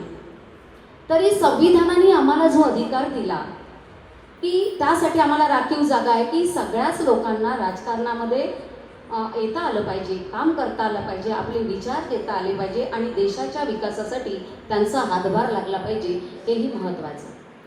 संविधानाच्या अधिकारानुसार प्रत्येक पक्षाने आता राखीव जागा आहे, काही महिलांसाठी आहे, प्रत्येक कॅटेगरीसाठी आहे, त्यामुळे संधी मिळते. पण ते कुठल्या तरी पक्षाच्या अधीन राहून तरुण आपला इलेक्शनमध्ये उभा राहतो, निवडून येतो, पण इच्छा असतानाही आपल्या बांधवासाठी काम करता येत नाही, कारण त्याच्या पक्षाने त्याच्या निवडणुकीचा खर्च केलेला असतो, म्हणजे आर्थिकदृष्ट्या तो आपल्या पक्षाचा गुलाम बनतो. आज जर खऱ्या अर्थाने आपल्याला बघितलं तर आपल्याला आत्मनिर्णय घ्यायचा आहे, आत्मनिर्भर व्हायचं आहे, स्वावलंबी बनायचं आहे. पण जर आपण अशी गुलामी स्वीकारली तर आपल्याला आत्मनिर्भर होता येणार नाही. सर्वप्रथम आपलं एक दायित्व आहे की आपण आपल्या तरुणांमध्ये आत्मविश्वास निर्माण केला पाहिजे की तुम्ही हे करू शकता, तुम्ही पुढे व्हा, तुमच्या मागे आम्ही आहोत, आमची ताकद तुमच्या सोबत आहे. तर तरुण हिरिरीने पुढे येतील. आज अनेक समस्या आहे, शिक्षणाच्या समस्या आहे, आरोग्याच्या समस्या आहे, पाण्याच्या समस्या आहे की ज्या आमच्या तरुणांना मिळत नाही, पोषक आहार मिळत नाही. सरकारने आश्रमशाळा काढल्या आदिवासी विद्यार्थ्यांसाठी, पण त्या आश्रमशाळेचे काय हाल आहे हे न बघितलेलं किंवा न बोललेलं बरं. जर आपण गेलं तर आपल्या डोळ्यात अश्रू येतील. अशा अवस्थेमध्ये आमचे तरुण जगत आहे, शिकत आहे. कसा विकास होणार? एकीकडे आपण विकासाची भाषा बोलतो, संयुक्त राष्ट्रसंघ 9 ऑगस्टला मूल निवासी दिवस म्हणून साजरा करतो, पण खऱ्या अर्थाने साजरा होतो का? खऱ्या अर्थाने आमच्या आदिवासी बांधवांचा विकास झाला आहे का? त्यांच्या दैनंदिन गरजा पूर्ण करण्यासाठी सरकार काय करतं? संयुक्त राष्ट्रसंघ सोडा, पण आपल्या देशाचा जर आपण विचार केला तर हा कुठे आता 23 आहे. आज काय सुरू आहे मणिपूरमध्ये? हा ज्वलंत प्रश्न आपल्यासमोर आवाजून उभा आहे. आपलेच आदिवासी बांधव एकमेकांसोबत लढत आहे. ही लढाई कोण लावत आहे? कोणाच्या स्वार्थासाठी लावते आहे? हे न समजणे एवढा आमचा तरुण अनभिज्ञ नक्कीच नाही. कारण आमच्या जंगलांमध्ये प्रचंड खनिज संपत्ती आहे आणि या खनिज संपत्तीवर कोणाचा डोळा आहे हे आता लक्षात आलेलं आहे. आपल्याला आपली जमीन, आपले जंगलं, आपली संपत्ती तिचं रक्षण करायचं आहे, तिला संवर्धित करायचं आहे. त्यासाठी आमच्या तरुण पिढींच्या मनामध्ये आत्मविश्वास निर्माण केला पाहिजे. जसं राजकीयदृष्ट्या मी म्हणते तसं सामाजिकदृष्ट्या, सांस्कृतिकदृष्ट्या, आर्थिकदृष्ट्या आमचा तरुण हा हिरिरीने पुढे आला पाहिजे. त्यांनी आत्मविश्वासाने आपल्यासोबत आपल्या कुटुंबाचा, आपल्या समाजाचा विकास केला पाहिजे. तरच खऱ्या अर्थाने आमचा तरुण हा आत्मनिर्भय होऊ शकेल, स्वतःचे निर्णय घेईल आणि त्या निर्णयाने स्वतःच्या डोक्याने, स्वतःच्या शिरावर स्वतःच्या धडावर स्वतःचं शिर असेल तर तो त्या दृष्टीने विचार करेल. कोणाची गुलामी न स्वीकारता आत्मनिर्भय होईल, आत्मनिर्णय घेऊन आपला आणि आपल्या समाजाचा विकास करेल. हा त्यामागचा दृष्टिकोन आहे. अगदी बरोबर म्हणता तुम्ही. कारण की युवा जो आहे तो खूप त्यांचं मन खूप लवकरच म्हणजे इकडे तिकडे जाऊ शकतो आणि कोणताही समुदाय म्हणा तर त्याचा जो युवा असतो त्याला खरंच जागरूक होणं खूप गरजेचं आहे आणि लवकर. तर माझा पुढचा जे प्रश्न आहे सूर्यबानजी तुमच्याशी आहे. आपण आता युवांबद्दल बोलत आहोत. तर आपले जे मूळ निवासी युवा आहेत, आदिवासी युवा, तर त्यांचे म्हणजे आजच्या काळात त्यांचे असे आदिवासी मुलांचं असे काय मुद्दे आहेत किंवा ते खरंच आज जागरूक आहेत का? आणि समाजामध्ये जे राहतात तर होते की ते जागरूक असतात पण त्यांना म्हणजे जागरूक असतानाही त्यांना काम करायचं तितकं नाही वाटते. त्यांचं लक्ष इतकं नाही जात की आपल्याला समाजासोबत राहायचं आहे की नाही. तर त्यांच्याविषयी म्हणजे मूळ निवासी युवांविषयी तुम्ही काय सांगाल? हे आजची जे तरुणाची विचारसरणी आहे, थोडाफार शिक्षण घेतलं तर जे पारंपरिक जे त्यांचे अधिकार आहेत त्याच्याकडे ते वळत नाही. तो बाहेर कुठेतरी चांगल्या पद्धतीने मला राहता येईल, मला काय करायचं आहे, बाकी स्वतःपुरतंच विचार करत चालला आहे. आणि आजही गडचिरोली जिल्ह्याच्याच बाबतीत बोलायचं झालं तर तिथे व्यावसायिक जाऊन शिरले आहे, बंगाली लोक शिरले आहेत, त्यांचे धंदे चालत आहेत आणि हा गावातला माणूस तो धंदा करणार नाही. मी एटापल्लीच्या एका गावामध्ये सुरजागडला जाऊन 2 दिवसात शिबिर घेतलं. रस्त्यातलं पडलं शेण नाही उचलणार, दारू घेऊन पडून राहते, बायका सगळे कामं करतात. आणि त्यांना विचारलं कर बाबा एवढं मोठं जंगल आहे तर हे कमी का होत आहे? तर एका माणसाने सांगितलं की बाबाजी म्हणे असं आहे की हे वाजते आहे ना म्हणे, आम्ही वाजते खातो म्हणे. म्हणून चांगली गोष्ट आहे. तर एक पोटली घेऊन जातात ना मोडून आणतात म्हणे, म्हणजे 2-3 दिवस चांगले राहतात, ते वाढून जातात. म्हणजे ह्या शिकल्या कोणालाही ते माहीत आहे की बांबूपासून आम्हाला पैसा भेटते, पण तो बांबू वाढवण्याचं काम करणार नाही करणार. म्हणजे स्वतःही त्याला त्या संसाधनाची गरज नाही आणि दुसऱ्यालाही नाही. त्याचा फायदा इतर लोक घेत आहेत. म्हणजे जे आदिवासीनं राखून ठेवलेलं, पिढ्यानं पिढ्या राखून ठेवलेली जी मालमत्ता आहे ते त्यांच्या नावावर इतरांचे फायदे होते. 100% आदिवासींना यंत्र काय जे सरकारचे योजना आहे ते मिळते. हा माणूस 2-3 हजार आले ज्याच्याकडे काम करते त्याला देऊन टाकते, म्हणजे त्याचे गेले. 95% पैसे याचे मेहनतीचे जे त्याला भेटतात शासनाकडून ते त्याला फुकट जातात. आणि त्याच्यातले जे आहेत, मी पाहिलं आता कोणी पोलीस पाटील आहे आदिवासीतला, त्यांच्या घरी इंजिन दिसेल, त्याची वीज दिसेल, त्याला आणखी काही काही दिसेल. आणि मी जेव्हा चर्चा करतो की बाबा शेजाऱ्याला नाही, का नाही, नाही त्याची इच्छाच नाही. सरपंच असेल 6 गावाच्या ग्रामपंचायत आहे आता. वैरागडच्या बाजूला पाहिलं ताई, शिवशीपर्यंत तर ते वीरगावपर्यंत एकच ग्रामपंचायत, गट ग्रामपंचायत. पण तो असं नाही म्हणणार काय एवढ्या गावाची आहे तर अर्धे गावाची करा ना, ग्रामसभा घेणार नाही. आणि जे पुढारी आपण आदिवासी जे म्हणतो तेच आता कुंपण शेताला खाऊन झालं. मग ते ठाणा राहो, रायगड राहो, नंदुरबार राहो की नाशिक राहो, हा माझा चक्कर झाला सगळ्या याच्यात. कोल्हापूरला महिला पुरुषाला जागा नाही भेटत इतक्या महिला येतात सभेला. आणि इतर ते स्वतःला सवर्ण समजतात, त्याच्या 4 बायका नाहीये, म्हणजे कामं द्यायचे होता. कोल्हापूरच्या एका गावामध्ये मी सभा ठेवली, 7 माणसं आली, 7 माणसं. ते समिती होती. मी म्हटलं बाबा एकही बाई नाही आली, ना आमच्याकडे बाया नाही येत नाही का आणत नाही म्हणजे तुम्ही. मी खोटा बोले, या सभेला इतके लोक होते, पण माझा कॅमेरा खोटा नाही बोलणार, मला फोटो पाहिजे. तुम्ही लग्न झाले सगळ्याचे? हो सर. तर मग तुम्ही आपल्या बायका आणा.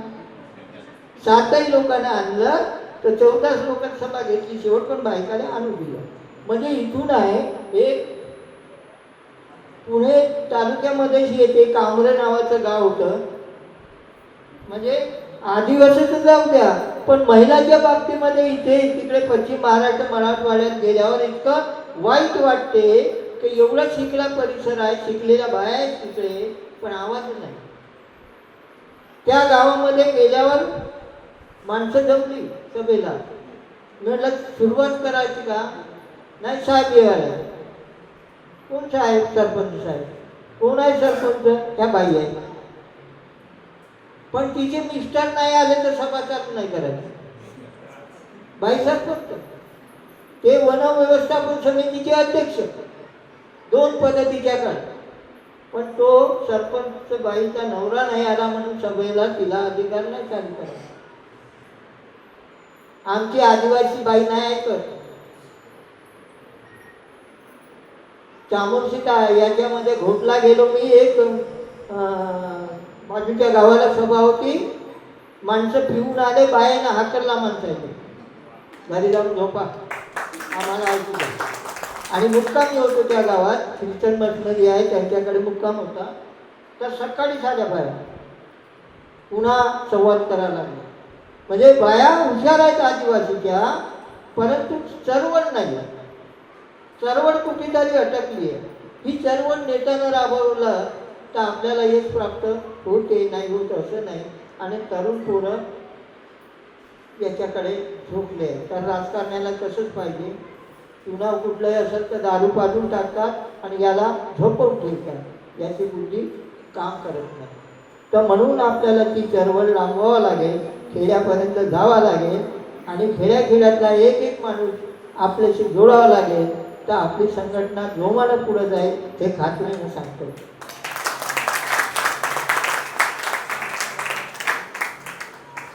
अगदी बरोबर म्हटलं.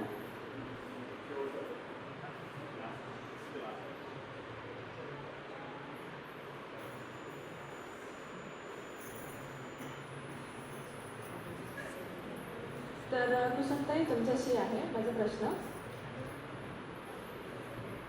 आपण जसं म्हणतो आदिवासी जे आपले मूळ निवासी आहे त्या सगळ्यात आधी जर त्यांचं आपण घेतलं ना, तर सगळ्यात आधी त्यांच्या प्रकृतीशी जो संबंध आहे तो खूप जवळचा आहे, सगळ्यांनाच माहिती आहे. ते खरंच म्हणजे आपल्या परिवाराच्या सदस्याप्रमाणेच प्रकृतीला त्याच्यासोबत आणि आधीपासून प्रकृती त्यांची खूप जवळची आहे. तर आपले जे मूळ निवासी युवा आहेत तर त्यांना आपण म्हणजे जे जलवायू परिवर्तन आहे किंवा प्रकृती आपण ज्या नेचर कन्झर्वेशन म्हणतो, तर युवांना कशा प्रकारे आपण प्रेरित करू शकतो की कारण की युवा आता इतके नाही आहेत की त्यांच्या प्रकृतीकडे इतका कल राहिलेला आहे. तर त्यांना आपण कशा प्रकारे पुन्हा एकदा त्यांना जाणून हे करू शकतो की जलवायू परिवर्तन जे आहे आणि आपलं नेचर कन्झर्वेशन आहे, तर त्यांना प्रेरणा देईल अशा कोणत्या आपण काय करू शकतो? निश्चितपणे आणि अतिशय महत्त्वाचा प्रश्न आहे आणि यावरती काम करणं फार गरजेचं आहे. माझं जे आडनाव आहे अलाम, तर आदिवासींमध्ये अलाम याला एक संदर्भ आहे. म्हणजे प्रत्येकाच्या आडनावामध्ये नैसर्गिक हे असतं. अलाम म्हणजे अद्रक. आणि माझं माहेरचं आडनाव जे आहे येरमे. येर म्हणजे पाणी होतं आणि येरमई म्हणजे पाण्यात राहणारा जलचर, तर ती बोध मच्छी असते ते आहे. आमच्या प्रत्येक आडनावामध्ये जर नैताम आडनाव असेल त्याचा कुत्रा असतो, सिडाम असेल त्याचा कासव असतो. अशा सगळे आमचे नेचरशी जुळलेले आहे. जसं उसेंडी आडनाव ऐकलं असेल तर ते गुरवेल होतं. तर आमचे आडनाव असे म्हणजे आम्ही निसर्गाशी अशा प्रकारचं आमचं रिलेशन आहे. आणि मोहाचं झाड हे आमचं दैवत आहे. आणि माझ्या सासरचं प्राणी आम्हाला एक झाड, एक प्राणी आणि एक पशु असं आम्हाला पूजनीय असतं. तर माझ्या माहेरचा वाघ आहे आणि माझ्या सासरचा सारस हा प्राणी आहे. आम्ही त्याला मारत नाही, त्याची पूजा करतो किंवा त्याचं संवर्धन करतो. तर आदिवासी संस्कृती ही प्रकृती संवर्धन करते. म्हणजे 6 देव 7 देव, 4 देव 5 देव 6 देव 7 देव असे आमचे 6 देव असतात. त्यांच्यामध्ये आमचे लग्न त्या पद्धतीने होतात. 4 देवाचं 4 देवाशी होत नाही. मी 6 देवाची मुलगी आहे, माझं 7 देवाशी लग्न झालेलं आहे. आमचे देव असे दगडाचे वगैरे नाही, आकाशात पण राहत नाही, आमचे जमिनीवर आणि झाडाखाली असतं. मोहाच्या झाडाखाली आमची पूजा होते आणि आम्ही आमचे लोक रोज पूजा करत नाही. विशिष्ट विधी एखाद्या वेळेला केलं जातं. वर्षातून 1 वेळा 2 वेळा आमचं हे सगळं होत असतं. आणि हे आमच्या मुलांना आता माहिती नाही, समजत नाही. मी काम करते, माझ्या मुलांना थोडंफार समजतं आणि मुलांना आता ही माहिती नाही. ही माहिती व्हायला पाहिजे. मी एक दिवशी इथे वसतिगृहाला गेली आणि एक कार्यक्रम केला मुलांबरोबर. मी म्हटलं आपल्या जिल्ह्याचे शिल्पकार कोण? गडचिरोलीचे जिल्ह्याचे शिल्पकार जे आहेत बाबूरावजी मडावी, त्यांना माहिती नव्हतं. म्हणजे वीर बाबूराव शेडमाके, बिरसा मुंडा, आता हे सगळं चाललेलं आहे तर हे माहिती आहे. पण आपले क्रांतिकारक कोण आहेत, किती आहेत, काय काहीच कल्पना नाही. कारण की आम्हाला आता आमचा इतिहास पण माहिती नाही. की जयपाल सिंग मुंडा संविधान सभेमध्ये ते बाबासाहेबांनी जे अधिकार दिले, जयपाल सिंग मुंडा असल्यामुळे आपल्याला आदिवासींचे एवढे चांगले अधिकार मिळू शकले, हे आम्हाला माहीतच नाही. इतका प्रचंड मोठा माणूस म्हणजे बाबासाहेबांच्या तोडीचा माणूस आदिवासींमध्ये होता. त्यावेळेला ते ऑक्सफर्ड युनिव्हर्सिटीमध्ये शिकले आणि त्यांचं एज्युकेशन आपल्या सगळ्यांना माहितीच असेल. हॉकी टीमचे ते कॅप्टन होते. तर आपला इतिहास, आपल्या परंपरा, आपलं ज्ञान, आपलं अस्तित्व, अस्मिता जे आहे हे सगळं आपल्याला पोरांना सांगावं लागेल. याच्यासाठी आपल्याला चांगली टीम तयार करावी लागेल. आणि हे कशासाठी? केवळ आदिवासींच्या किंवा त्या युवकांच्या कल्याणासाठी नाही. या विश्वाला एक वाचवायचा पर्याय असेल तर आदिवासी आहे, आदिवासी कल्चर आहे. आदिवासीमध्ये सामुदायिकता असते. कोणतेही निर्णय असेल सामुदायिक पद्धतीने. गोटुली आमची ती पाठशाळा आहे. गोटूल नष्ट होत आहे, तर गोटूलमध्ये काय शिकवलं जाते हे महत्त्वाचं होतं. आणि पोरांच्या डोक्यामध्ये काहीच नाही आहे. त्यांच्याकडे स्पर्धा परीक्षा आणि कोणाला तरी नोकरीमध्ये जायचं आहे, ऑफिसर व्हायचं आहे किंवा आणखी समथिंग. आपल्याकडे पोलीस आहे तर पोलीसमध्ये जायचं आहे, एवढीच त्यांची इच्छा आहे. आणि कमी अल्पावधीमध्ये लवकर नोकरी लागणारी पोलीसची नोकरी आहे. आणि मधल्या काळामध्ये शासनाने निर्णय काढलेला होता अनट्रेन टीचर हे होतं. आणि अनट्रेन टीचरमध्ये काय 12वी पास झाला तर पहिले 10वीच होतं, त्याच्यानंतर 12वी आला. तर ज्यावेळी माझे मिस्टर वार्डन होते तर मी विद्यार्थ्यांशी चर्चा करायची, अरे तुझं शिक्षण खुंटून जाते ना तुझं, तू जर 12वीतच नोकरीला लागशील, तुझ्याकडे पैसा येणार, सगळं येणार, हे मान्य आहे, मला पगार मिळेल, पण तुझं पुढचं शिक्षण वाया जायचं. याच्यापेक्षा तू असं कर, नंतर कालांतराने नोकरी कर, 4-6 वर्ष वाया म्हणजे शिक्षणामध्ये घालव, उच्च शिक्षण कर, हे सगळं सांगायची. अनेक मुलं ऐकले नाही आणि त्यांनी काय केलं, शेवटी गावामध्येच त्यांच्या नोकऱ्या लागल्या. आश्रमशाळा जंगलातच असतात. एकतर पैसा कधी आम्हाला वापरता येत नाही, मला सुद्धा स्वतः पैसा नाही वापरता येत. तर पैशाचं महत्त्व नसतं. आत्मनिर्भर समाज आहे, पैशाची काही तेवढी फार आवश्यकता नाही. जंगलावरती जगणारे लोक कालांतराने जुने पुराणे काही म्हणजे हे मिळाले आपल्याला मित्रमंडळी. तर काही मुलं असे व्यसनाधीन झाले आणि खूप लवकर मरण पावले, तर ही शोकांतिका आहे. त्यातला एक मी रामचंद्र आत्राम नावाचा एक विद्यार्थी अतिशय प्रचंड हुशार होता, माझ्याशी संवाद करायचा. अतिशय आदिवासींच्या पोरांचे अक्षर फार सुंदर असतात. ते स्लोगन लिहायचा ट्रकांवरती वगैरे. तर तो इतका चांगला मुलगा हुशार होता. माझी इच्छा होती की त्यांनी नागपूरला ॲडमिशन घ्यावी, MA MPhil करावं, PhD करावं, प्रोफेसर व्हावं. मी त्याला नेहमी सांगायची. तो लपून तो चालला गेला आणि नंतर शिक्षक झाला जारावंडी या गावाला. 3 वर्षानंतर मग मला एके दिवशी त्याचा फोन आला. म्हणे मला कुसुमताई मला तुमच्याशी भेटायचं आहे. तर त्याचा आवाज क्षीण होता, दवाखान्यामध्ये होता तो. तर माझा मुलगा म्हणाला की मम्मी तुला बोलवत आहे तर गेलं पाहिजे. अर्थात म्हणजे मी त्याच्यावर कविता पण लिहिली होती की तू जंगलच्या फेऱ्यातच अडकणार आहेस, तू या फंदामध्ये पडू नको आणि ह्या अशा अनट्रेड टीचरच्या फंदात पडायचं नाही, अशी माझी कविताच आहे माझ्या एका कविता संग्रहात. तर तो तिथे गेल्यानंतर हॉस्पिटलमध्ये पाहिलं, त्याला पिलिया झाला तर तो पूर्ण पिवळा पिवळा पडलेला होता आणि 3ऱ्या दिवशी तो गेला. त्याचे एकदम छोटे छोटे गेले. सांगायचा मुद्दा असा आहे की आम्हाला आमचं अस्तित्व, आम्हाला ह्या सगळ्या गोष्टी, आमचा स्वाभिमान, ह्या सगळ्या गोष्टी माहीत नाही आहे. तर आणि आम्हाला लोकांनी जे ठरवलेलं आहे आदिवासींना की आदिवासी म्हणजे याची एक विशिष्ट भाषा, अमुक टमुक वगैरे जे काही वैशिष्ट्य सांगितले तेवढाच आदिवासी आहे. पण त्यांचे जीवनमूल्य इतके महत्त्वाचे आहेत, त्यांची म्हणजे सामुदायिकता इतकी महत्त्वाची आहे, त्यांच्या सुरक्षेच्या गोष्टी त्यांच्यामध्ये इतक्या महत्त्वाच्या आहे. सुरक्षेच्या कॉन्सेप्ट एवढ्या आहेत की आमच्याकडे लग्न नवरा मरण पावल्याच्या नंतर अनेक लोक विवाह करत नाही. आमच्याकडे चटकन विवाह होतो. पाटलावणी वगैरे जो काही प्रकार असतो, आम्हाला काही नाही. कोणती बाई एखादा असेल की कोणाच्या घरात घुसली तरी तिला चटकन स्वीकारणं, काही न करताना एक सामाजिक थोडंसं बंधन असते, तेवढ्यापुरतं पाळतात. तेवढं दिलं काही तर म्हणजे त्याचं समाजाचं काहीतरी ऋण असते तेवढं फेडलं किंवा एखादा बकरा कापला की झालं. म्हणजे काही कंटा नाही, वाद नाही, विवाद नाही. म्हणजे इतकं सहज जीवन आहे ते. हे सहज जीवन संपूर्ण जगातल्या लोकांनी स्वीकारलं पाहिजे आणि प्रकृतीची रक्षा केली पाहिजे. कारण आता ग्लोबल वॉर्मिंगचं आपण हे सगळं पाहतच आहोत. याचं सगळं हे सांगितलं पाहिजे तरुणांना. आता ते राम मंदिरासाठी आमच्या सुधीर मुनगंटीवार साहेबांनी सगळे सागवन म्हणजे चोरून नेलं एक प्रकारचं. आता दादा सांगत होते एवढं ग्रामसभा आणि हे सगळं आमच्या प्रवासाच्या दरम्यान म्हणजे ग्रामसभा नाही, त्या ठिकाणी गट ग्रामपंचायतीचं आता त्यांनी वैरागडचं उदाहरण दिलेलं आहे. त्यांना हे माहीतच नाही ग्रामसभेचं महत्त्व की पेसा अंतर्गत एवढे अधिकार दिलेले आहेत, त्यांना हे माहिती नाही. पेसा आमचे MLA स्वतः म्हणतात की आदिवासींचा आता विकास झालेला 30% आम्हाला निधी नको, आता आम्हाला नकोच पाहिजे निधी. आमचे MLA बोलत आहेत. पेसा कायद्यांनी गैरआदिवासींवरती म्हणजे अन्याय केलेला आहे. आमचे डॉक्टर होळी आमचे आमदार आहेत, त्यांचं स्टेटमेंट आहे, माझं नाही, मी पेपरमध्ये वाचलेलं आहे. आणि लोक शिवतू करतात काय आदिवासींचे MLA वगैरे.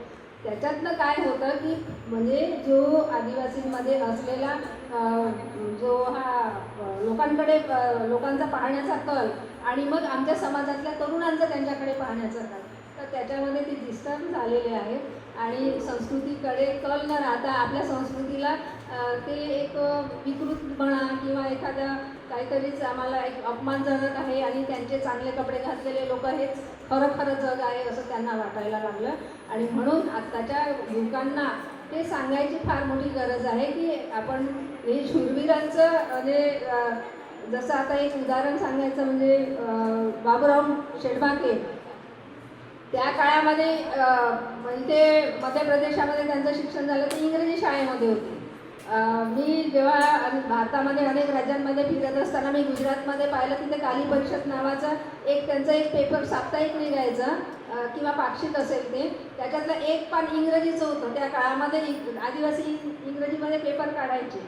तर आदिवासी म्हणजे अडाणी किंवा हे असे नव्हते, हे पोरांना सांगण्याची गरज आहे. आता आपल्याला सावित्रीमाई आहेत आपल्या शिक्षणाची देवी हे माहीतच आहे आपल्याला, पण तिथे एक कालीबाई कलासुवनाचं विद्यापीठ आहे. ती पोरगी 12 वर्षाची तिने शिक्षणासाठी आपल्या जीवाची प्राणाची आहुती दिलेली आहे. ते सांगायची खूप प्रेरणा आहेत आदिवासींमध्ये. एक चतुर्बेन नावाची बाईचं तिचे नातेवाईक मला मिळाले, तर हे दादरा नगर हवेली स्वतंत्र व्हायच्या आधी तर त्या बाईचा जो संघर्ष आहे की हे इंग्रज लोक फार प्रचंड त्रास द्यायचे आणि आदिवासींना त्या ठिकाणी डांबून ठेवलं होतं.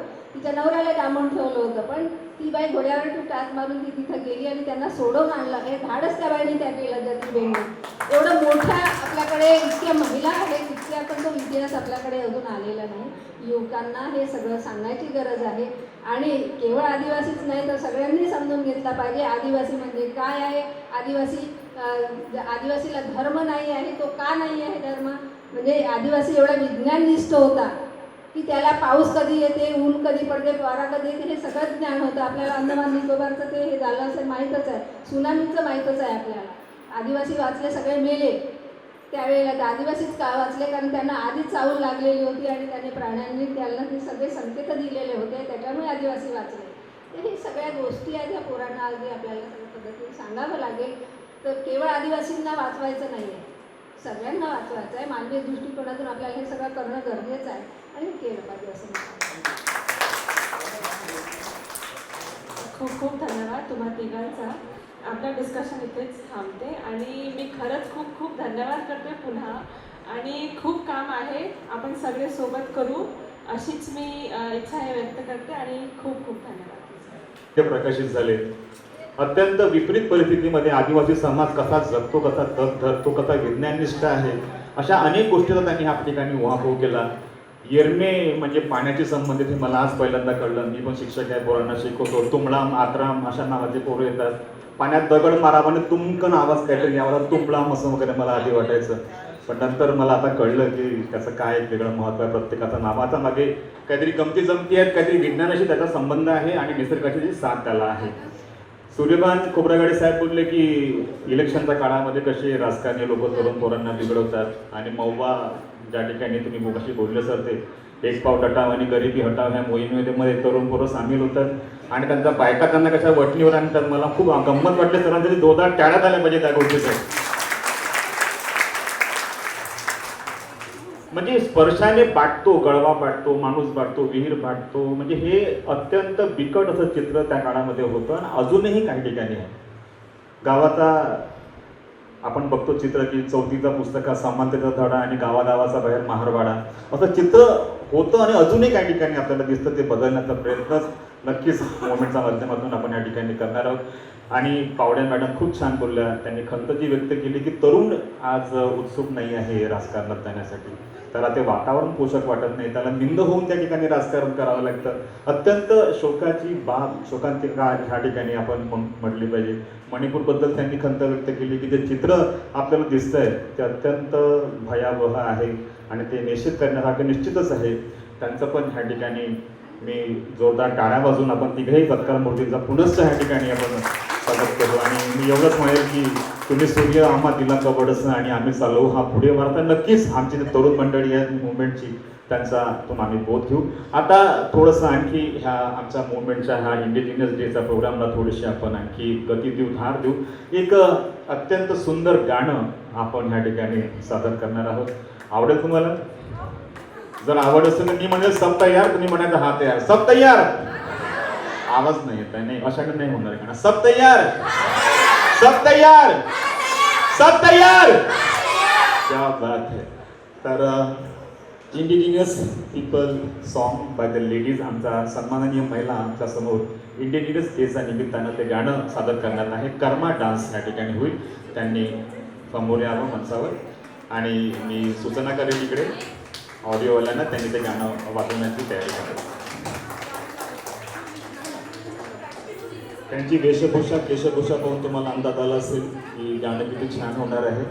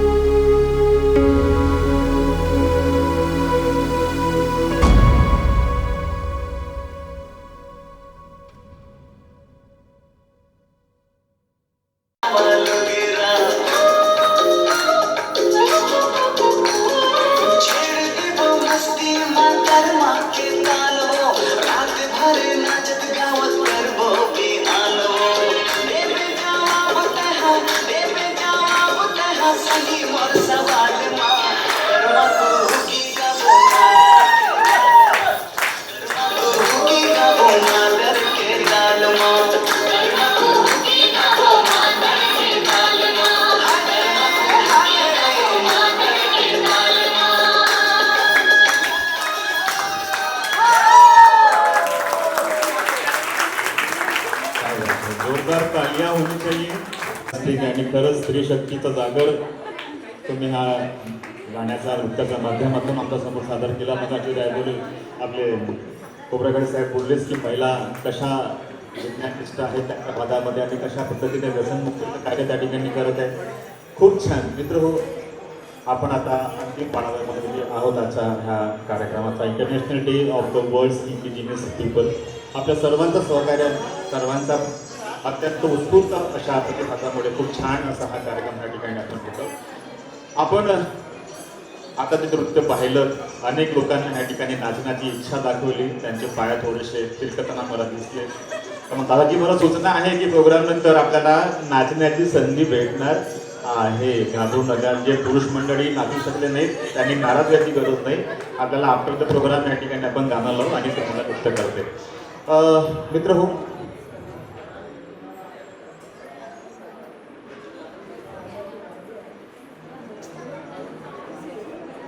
निसर्गाची देण संजीवनी पुस्तक आहे सूर्यबांजी खोब्रागडे सरांचं आयुष्यमान. त्यांनी इथे सूचना दिली आहे की हे पुस्तक उपलब्ध आहेत आणि निसर्ग कसं आपल्या अनेक आजारांचं औषध होऊ शकतं आणि कसं हे निसर्ग पद्धतीनं आपण स्वतःचं आयुष्यमान सुदृढ आणि चांगलं उत्कृष्ट करू शकतो अशी त्यांनी मला सूचना ह्या ठिकाणी केली. पुस्तकं त्यांच्याकडे उपलब्ध आहेत. आपण प्रोग्राम संपल्यानंतर त्यांच्याशी संपर्क नक्कीच साधू आणि त्यांचा आयुष्याचा जो काही अर्थ आहे, त्यांचा जो काही अनुभव आहे त्यांनी ह्या पुस्तकात मांडलेला आहे आणि नक्कीच त्याचा आपण लाभ 100% घेऊ. तर वोट ऑफ थँक्ससाठी कार्यक्रमाचा अंतिम पुष्प आणि सुखद भार याचा ह्या आभाराचा मी देतो आहे पूर्वा पाटीलला. तिने यावं आणि सर्वांची. अच्छा, कुसुमताई काही बोलू इच्छितात? एवढंच की मणिपूरची जी घटना झाली आणि दिल्लीला आम्ही काही राज्यातल्या महिला आम्ही भेटलो तिथे काही लोकांना. त्याच्यामध्ये स्टुडंटना भेटलो आम्ही मणिपूरच्या ज्या. तर त्यांचं सगळ्यांच्या शाळा आता मदत केंद्रामध्ये काही लोक असल्यामुळे शाळा आता बंदच आहे. कॉलेज पण गेलेले आहेत. तर काही विद्यार्थ्यांची इच्छा आहे आपल्या त्यांना विस्थापित म्हणून आपलं पुनर्वसन करता येईल. तर महाराष्ट्रामध्ये जर काही विद्यापीठांमध्ये त्यांना जर प्रवेश मिळाला तर खूप चांगलं होईल असं त्यांचं. तर मला ते काल आज सकाळी पण त्यांचा मेसेज आला. जर काही कुणाला जर अशी मदत करता आली तर बघा. एवढीच माझी विनंती. नक्कीच फॉर नोबल कॉज नक्कीच आपण त्याचा पुढाकार घेऊ करूया. प्रशांत आता काही बोलू? कलामताई, मुवमेंट 21 आहे जे आपलं जे संघटन आहे त्याचा स्टुडंट विंगचा एक सपोर्ट प्रोग्राम आहे. आपण त्या दिवशी पण फोनवर बोललो होतो. तर आमच्या संघटनेतर्फे आम्ही निश्चितच त्या विस्थापित झालेल्या विद्यार्थ्यांकरता आमचा जो एक स्टुडंट सपोर्ट प्रोग्राम आहे त्या अंतर्गत आम्ही मदत करू शकू. तर याविषयी आपण अजून सविस्तर चर्चा करण्याची आवश्यकता आहे. आम्ही निश्चितच आमच्या संघटनेतर्फे आम्ही मदत करू. धन्यवाद. धन्यवाद. एक सूचना पूर्ण आली आहे की आपल्या मोमेंटशी संबंधित टी शर्ट आणि कॅप उपलब्ध आहेत. ज्यांना कोणाला हव्या असतील अल्पशा दरामध्ये त्या उपलब्ध आहेत. नक्कीच आपण त्या सेवेचा सुद्धा लाभ घेऊ जेणेकरून हे जे आपले विजन मिशन गोल आहेत, जे आपल्या संवैधानिक मूल्य आणि आपल्यात रुजले पाहिजे, भिनले पाहिजे, नक्कीच त्या टी शर्ट आणि कॅपचा आपल्याला त्यासाठी उपयोग होणार आहे. काही सूचना अशा पण आलेल्या आहेत की बाहेर थोडीशी व्यवस्था आहे आपल्या रिफ्रेशमेंटची, त्याचाही आपण लाभ घेणारच आहोत. रानमेवा ही कविता संग्रह मगाशी मी सांगायला विसरलो, ते सुद्धा खोब्रागडे साहेबांचा ह्या ठिकाणी उपलब्ध आहे. ह्या ठिकाणी मी पूर्वा पाटील याला आमंत्रित करतोय आभारासाठी. तदनंतर आपण एक डान्स घेऊ फॉर ऑल आणि मग कार्यक्रमाची विस्तार सांगत आहोत.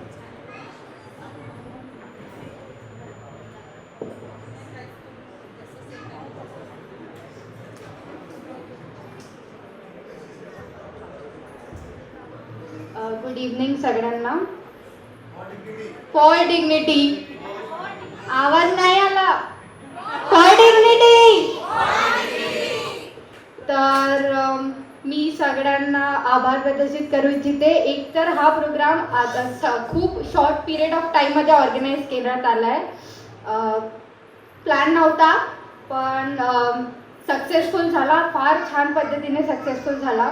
मी विनोद बालपेटे सरांचा आभार प्रदर्शित करते. त्यांनी खूप छान पद्धतीने पूर्ण प्रोग्रामला होस्ट केलं. माझी मराठी तेवढी चांगली नाही त्यामुळे आधी सॉरी. त्यानंतर मी प्रफुल्ल दादाला थँक्स म्हणते. त्यांनी खूप छान की नोट्स सांगितलं की इंडिजिनियस डे का मनवायला पाहिजे आणि ते कसा एक महत्त्वपूर्ण पार्ट प्ले करतात आपल्या जीवनात. त्यासाठी थँक्यू. मग लहान मुलांचा डान्स कसा वाटला तुम्हाला? मला पण खूप छान वाटला. मी लहान असते तर नक्कीच केलेला असता, बट मी करू शकले नाही. तर त्यांना पण थँक्यू. तुम्ही शॉर्ट पिरियड ऑफ टाईममध्ये खूप छान नाचले. त्यानंतर मी सगळे चीफ गेस्ट जे इथे आहे मी त्यांचा आभार मानू इच्छिते. ते इथे आले, त्यांनी आपला टाईम दिला. कुसुमताई अलाम, प्राध्यापिका मीनाक्षी प्रभाकर आणि सूर्यभान खोबऱ्याकडे. मी तुम्हाला आजोबा म्हटलेलं चालेल का? तर थँक्यू तुम्ही इथे आला. मी बुक्स वाचते बट मी पोएम्स वाचलेला नाही आणि ही फार छान गोष्ट नाही आहे की मला मराठीच वाचता येत नाही. तर मी तुमच्या पोएम्स बाबांना घेऊन बसेल आणि नक्कीच वाचेल. तर तुमचं पण थँक्यू इथे येण्याबद्दल. त्यानंतर सानिध्या थँक्यू. तो आमच्या सगळ्यांचे प्रश्न विचारले त्यांना आणि त्यांच्या थ्रू आम्हाला सोल्युशन दिलं. त्यानंतर मग येतो डान्स भाग. मोठ्या बायकांचा डान्स काय नाचले तुम्ही. खूप छान डान्स केला तुम्ही. माझी इच्छा होती बट मी येऊ नाही शकली, त्यामुळे सॉरी, पण मी एंडमध्ये डान्स करेल. तर थँक्यू. हा मला मराठीमध्ये जास्त सांगता नाही आलं बट मी प्रयत्न केला की मी सांगू शकेल. ॲट दी एंड हा खूप छान प्रोग्राम झाला, व्हायलाच हवा होता. आणि थँक्यू फॉर कमिंग. थँक्यू. आभार मानणाऱ्या पूर्वाचे पण आभार, धन्यवाद. खूप छान. लहान लेकरापासून तर मोठ्या बायकांपर्यंत साऱ्यांचे खूप छान आभार मानल्याबद्दल अत्यंत मी आपला आभारी आहे. आणि मित्रहो, अंतिम पडाव पण एक सूचना माझ्याकडनं अशी आहे की मी डिपार्टमेंट ऑफ लिंग्विस्टिकला रशियन लँग्वेज शिकवतो आणि सध्या admissions are open Russian, French आणि जर्मनसाठी. जे कोणी विद्यार्थी इच्छुक आहेत फॉरेन लँग्वेज शिकण्यासाठी त्यांनी कृपया मला संपर्क साधावा. ही रशियनसाठी पर्टिक्युलर आहे, फ्रेंच आणि जर्मन पण त्या ठिकाणी अवेलेबल आहे. आणि सुदैवानं डेट एक्सटेंड झालेली आहे, तर आपला जास्त वेळ मी घेणार नाही. त्यानंतर थीम सॉन्गसाठी आपण आपल्या जागेवर उभे होऊ आणि थीम सॉन्गने ह्या कार्यक्रमाची, जसा की आपला शिरस्ता आहे जो आपला प्रोटोकॉल आहे. तेव्हा आई वडील मैत्रिणी सगळे आपलं रडतात. ते त्यावेळेस ती मुलगी आईला काय सांगून जाते हे गाण्याचे भाव आहे. एक झाड लावून जाते झाडाला घाला पाणी, एक झाड लावून जाते झाडाला घाला पाणी, आई जाते मी नांदाया ठेवून आठवणी, एक झाड लावून जाते. कधी भेटाय दिसेल मला, थोडी तरी बसेन मी त्यांच्या सावलीला, सोबत असेल माझ्या जीवाचा गधनी, आई जाते मी नांदाया ठेवून आठवणी, एक झाड लावून जाते. काही दिवसाने येतील फूल आणि फळ, तसं कळेवरी आई दिसेल माझं बाळ. काही दिवसाने येतील फूल आणि फळ, तसं कळेवरी आई दिसेल माझं बाळ. आणू नको आता फुल्या डोळ्याला ग पाणी, जाते आई मी नांदाया ठेवून आठवणी, एक झाड लावून जाते. हवा आणि सावली मिळेल तुम्हाला, खबर माझी घेऊन तिथे बसेल कावळा, नसणार आई तुझ्या चिंता गमनी, जाते आई नांदाया ठेवून आठवणी, एक झाड लावून जाते. जसे मला वाढविले, जसे मला सांभाळिले प्रेम भवान, तसे वाढवा झाडाला माझ्या नावानं. मग सूर्यभान मरते वेळी ही सांगतो आणि जाते मी नांदाया ठेवून आठवणी. एक झाड लावून जाते, एक झाड